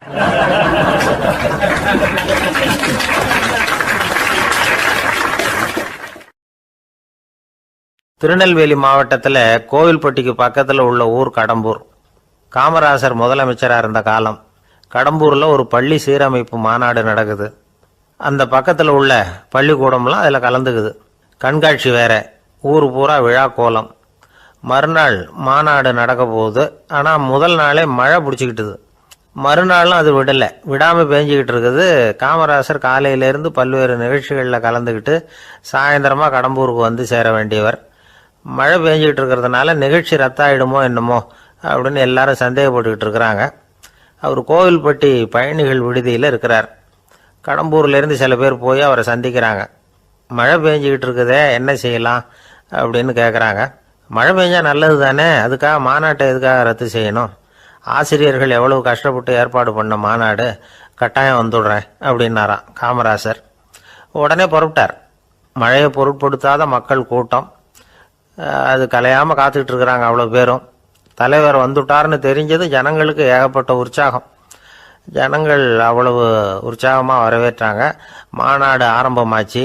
மலர் மாலைகள் மலை மாதிரி குவிய ஆரம்பிச்சுட்டுது. வரிசையாக ஒவ்வொரு கல்வி நிலையம் சார்பாகவும் வரவேற்பு பத்திரம் வாசித்து கொடுக்குறாங்க. என்ன வாசிக்கிறாங்கங்கிறத காமராசர் கூர்ந்து கவனிக்கிறார். ஏகப்பட்ட புகழ் மொழிகள், ரொம்ப பாராட்டி புகழ்ந்து என்னென்னமோ வாசிச்சுக்கிட்டு இருக்கிறாங்க. கொடை வள்ளலே, குணக்குன்றே, மலையே, கடலே, இப்படி தமிழ் மொழியில் பாராட்டுறதுக்கு எத்தனை வார்த்தைகள் உண்டோ அத்தனையும் அதில் சேர்த்துருக்குறாங்க. காமராசர் பொறுமை இழந்துட்டார். போதும் போதும், உங்கள் எல்லாரையும் பார்த்து 2 வார்த்தை பேசிவிட்டு போகிறதுக்காக தான் நான் வந்திருக்கிறேன். எல்லாரும் மழையில் சிரமப்பட்டு நின்றுக்கிட்டு இருக்கிறீங்க. இப்படி என்ன புகழ்ந்து படிச்சுக்கிட்டே இருந்தால் எப்படி அப்படின்னாராம். அதுக்கப்புறம் பேசி முடிச்சிருக்கிறார். மாநாட்டு நிகழ்ச்சிகள் முடிஞ்சதும் இன்னொரு நிகழ்ச்சியில் கலந்துக்கிறதுக்காக புறப்பட்டாராம். ஒரு திறந்த ஜீப்பில் அவரை ஊர்வலமாக அழைச்சிக்கிட்டு போயிருக்கிறாங்க. தெருவில் 2 பக்கமும் ஏகப்பட்ட கூட்டம். அங்கங்கே ஜீப்பை நிறுத்தி ரோஜா மாலை, ஜருக மாலை இப்படி போட்டுக்கிட்டே இருக்கிறாங்க. அதையெல்லாம் அப்படி அப்படியே வாங்கி அங்கங்கே நின்றுக்கிட்டு இருந்த குழந்தைகள்கிட்டையும் தாய்மார்கள்கிட்டையும் கொடுத்துக்கிட்டே போகிறார். அந்த சமயத்தில் கூட்டத்துக்கு அப்பால் ஒரு பெரியவர் கையில் ஒரு மல்லிகை சரத்தோடு நின்றுட்டு இருக்கிறார். அவரால் முண்டி அடிச்சுக்கிட்டு முன்னால் வர முடியல. காமராசர் இதை கவனிக்கிறார். அவ்வளவுதான், உடனே நிறுத்தப்பா வண்டியை அப்படிங்கிறார். ஜீப்பு நிற்கிது. டிரைவரை பார்த்து, அதோ பார், அங்கே ஒருத்தர் நிற்கிறார் பார், அவரை இங்கே அழைச்சிட்டு வா அப்படின்னாராம். கூட்டம் வழி விடுது. அந்த பெரியவரை கிட்டத்தில் அழைச்சிட்டு வர்றாங்க. காமராசர் அவரை பார்த்து, வாங்க வாங்க, நல்லா இருக்கீங்களா அப்படின்னு சத்தம் போட்டு உற்சாகமாக விசாரிக்கிறாராம். பெரியவர் கண்களில் கண்ணீர், பேச்சு வரல. மல்லிகை சரத்தை அவருக்கு போடுறார். கொஞ்ச நேரம் அவர்கிட்ட பொறுமையாக பேசிக்கிட்டு இருந்துட்டு அவரை அனுப்பி வைக்கிறார் காமராசர். பெரியவர் போனதுக்கு அப்புறம் காமராசர் பக்கத்தில் இருந்தவங்க கிட்ட சொல்கிறார் அந்த பெரியவரை பற்றி. அந்த காலத்தில் ரொம்ப கஷ்டப்பட்டவர் இவர், ஜெயிலுக்கு போனவர் அப்படின்னு ரொம்ப உருக்கமாக நெகிழ்ந்து போய் சொல்கிறார். இதில் ஒரு விஷயத்தை கவனிங்க. தன்னை புகழ்ந்து படிக்கப்பட்ட வாழ்த்து மடலை படிக்க வேணாம்னு தடுத்து நிறுத்தினார். எங்கேயோ ஒரு மூலையில் கையில் ஒரு 4 முழம் மல்லிகை சரத்தோடு ஒதுங்கி நின்றுக்கிட்டு இருந்த அந்த தொண்டரை அவ்வளவு பெரிய கூட்டத்துக்கு நடுவுலையும் தேடி கண்டுபிடிச்சி கிட்டத்தில் கூப்பிட்டு அவர் கொடுத்த அன்பு மாலையை வாங்கி கழுத்தில் போட்டுக்கிட்டார். அதுதான் காமராசர். தோல்விகள் கூட அவரை கொஞ்சம் கூட பாதித்ததில்லை. ஒரு பொது தேர்தலில் அவர் தோற்று போகிறார். தொண்டர்கள்லாம் அழறாங்க. அதில் ஒருத்தர் மெதுவாக காமராசர்கிட்ட போய், என்ன தலைவரே, நீங்கள் கூட தோற்று போயிட்டீங்களே அப்படின்னு கலக்கமாக சொல்லியிருக்கிறார். அதுக்கு காமராசர், நான் கூட தோற்று போகிறதுக்கு பேர் தான்ப்பா ஜனநாயகம் அப்படின்னாராம்.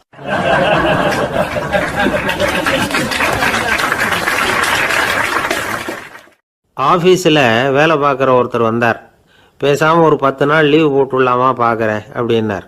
ஏன்னு கேட்டோம். என்னுடைய மேலதிகாரி ஒரு முசுடு சார், அவர்கிட்ட வேலை பார்க்குறது ரொம்ப கஷ்டமாக இருக்குது அப்படின்னார். ஆஃபீஸில் வேலை பார்க்குறவங்கெல்லாம் ஒரு விஷயத்தை நல்லா ஞாபகத்தில் வச்சுக்கணும். மேலதிகாரிங்கிறவர் ஒரு பெரிய மகான் இல்லை, அவரும் ஒரு மானிட பிறவி தான். சராசரி மனுஷனுக்குள்ள பலம் பலவீனம் 2 அவருக்கும் உண்டு. அதனால் அவரை கொஞ்சம் அனுசரித்து போகிறதுக்கு பழகிறது தான் நல்லது. மேலதிகாரிகளில் பல வகை உண்டு. அதில் முக்கியமாக 3 வகை. அதில் ஒரு வகை எப்படி தெரியுமா? உங்களை ஒரு வேலை செய்கிற மெஷினாக மட்டுமே நினைக்கக்கூடிய வகை. இவங்கள்லாம் எப்படின்னா, எங்கேயாவது வெளியூர் போயிருந்தா கூட அங்கேருந்து ஃபோன் பண்ணுவாங்க, அந்த வேலை என்னாச்சு, இந்த வேலை என்னாச்சு அப்படின்னு. இவங்களுக்கெல்லாம் உங்கள் நலனை பற்றியோ உங்கள் குடும்பத்தை பற்றியோ அக்கறை இருக்காது. நீங்கள் சொல்கிற யோசனை எதுவும் இவங்ககிட்ட எடுபடாது. கொடுத்த வேலையை பாரு, நீ எனக்கு புத்தி சொல்ல வேணாம் அப்படிம்பாங்க. இவங்களை அனுசரித்து போகிறதுக்கு ஒரே வழி, இவங்க எதை சொன்னாலும் சரின்னு சொல்லிவிட்டு வேலையை கவனிக்க வேண்டியது தான். இவங்ககிட்ட வேற எந்த கேள்வியும் கேட்டுக்கிட்டு இருக்கக்கூடாது. ஆமாம் சாமி போடுறது கௌரவ குறைச்சல் இல்லை, அது ஒரு அலுவலக சௌகரியம், அவ்வளவுதான். இன்னொரு வகையான மேலதிகாரிகள் எப்படி தெரியுமா? இவங்கெல்லாம் ஆஃபீஸ் வேலையை பற்றி அதிகமாக கவலைப்பட்டுக்கிட்டு இருக்க மாட்டாங்க. தங்களுடைய சொந்த இமேஜ் பாதிக்கப்படக்கூடாதுங்கிறதுலையே கவனமாக இருப்பாங்க. இவங்கெல்லாம் அடிக்கடி உங்கள் நலனை விசாரிப்பாங்க. அதே மாதிரி நீங்களும் அவரை விசாரிக்கணும்னு எதிர்பார்ப்பாங்க. இந்த ரக அதிகாரிகளுக்கெல்லாம் புது வருட வாழ்த்து அனுப்பலாம், பிறந்தநாள் வாழ்த்து அனுப்பலாம். அவருக்கு எங்கேயாவது ஒரு பாராட்டு விழா நடந்தால் முதல் வரிசையில் போய் உட்காந்து உங்கள் முகத்தை காட்டலாம். ஆஃபீஸ் வேலையை மட்டுமே பார்க்குற பணியாளர்கள் இது மாதிரி அதிகாரிகள்கிட்ட நல்ல பேர் வாங்க முடியாது. இன்னொரு வகையான மேலதிகாரிகள் உண்டு. அவங்க எப்படின்னா, ஆஃபீஸ் வேலையை பற்றியும் கவலைப்பட மாட்டாங்க, தனக்கு கீழே வேலை பார்க்குறவங்கள பற்றியும் கவலைப்பட மாட்டாங்க. எக்காரணம் கொண்டும் தன்னுடைய பொசிஷனுக்கு ஆபத்து வந்துடக்கூடாதுன்னே நினைக்கக்கூடியவங்க இவங்க. இவங்களால் கடுமையான வேலை செய்யவும் முடியாது, தீர்மானிக்கவும் முடியாது. எந்த முடிவையும் எடுக்காமல் அப்படியே தள்ளி போட்டுக்கிட்டே போடுவாங்க எல்லாத்தையும். இதனால் என்ன ஆகும்னா, இவருக்கு கீழே வேலை பார்க்குற உங்களுக்கு பொறுப்பு அதிகமாகிடும். இவங்ககிட்ட போய் பிரச்சனையை மட்டும் சொல்லி பிரயோஜனம் இல்லை, அதுக்கான முடிவுகளை நீங்களே சொல்லணும். அப்போ தான் இது மாதிரி அதிகாரிகள்கிட்ட நல்ல பேர் வாங்கலாம். அட்லீஸ்ட் கெட்ட பேர் வாங்காமலாவது காலம் தள்ளலாம். ஆஃபீஸில் வேலை பார்க்குறவங்க முக்கியமாக சில விஷயங்களை ஞாபகத்தில் வச்சுக்கணும். ஆஃபீஸில் நடக்கிற நல்லது கெட்டது எதுவாக இருந்தாலும் உடனடியாக மேலதிகாரிகிட்ட தெரிவிக்கிறது நல்லது. 3வது மனிதர் மூலமாக அதை அவர் தெரிஞ்சுக்கிறது அவ்வளவு நல்லதில்லை. எந்த மேலதிகாரியுமே தான் இந்த சர்பாஸ் செய்யப்படுறத விரும்புறதில்லை. அதனால் அவருக்கு தெரியாமல் மேலிடத்துக்கு மணி எழுதி போடக்கூடாது. அப்படி எழுதி போடுறவங்க சில பேர் இருக்கிறாங்க. நீங்களும் உங்கள் மேலதிகாரியும் தொழில் ரீதியாக ஒரே படிப்பு படித்தவராக இருக்கலாம். அப்படி இருந்ததுன்னா அட்ஜஸ்ட் பண்ணி போகிறது கொஞ்சம் கஷ்டம்தான். இதை மனசில் வச்சுக்கிட்டு நடந்துக்கணும். உங்களுக்கும் அவருக்கும் அபிப்பிராய பேதமா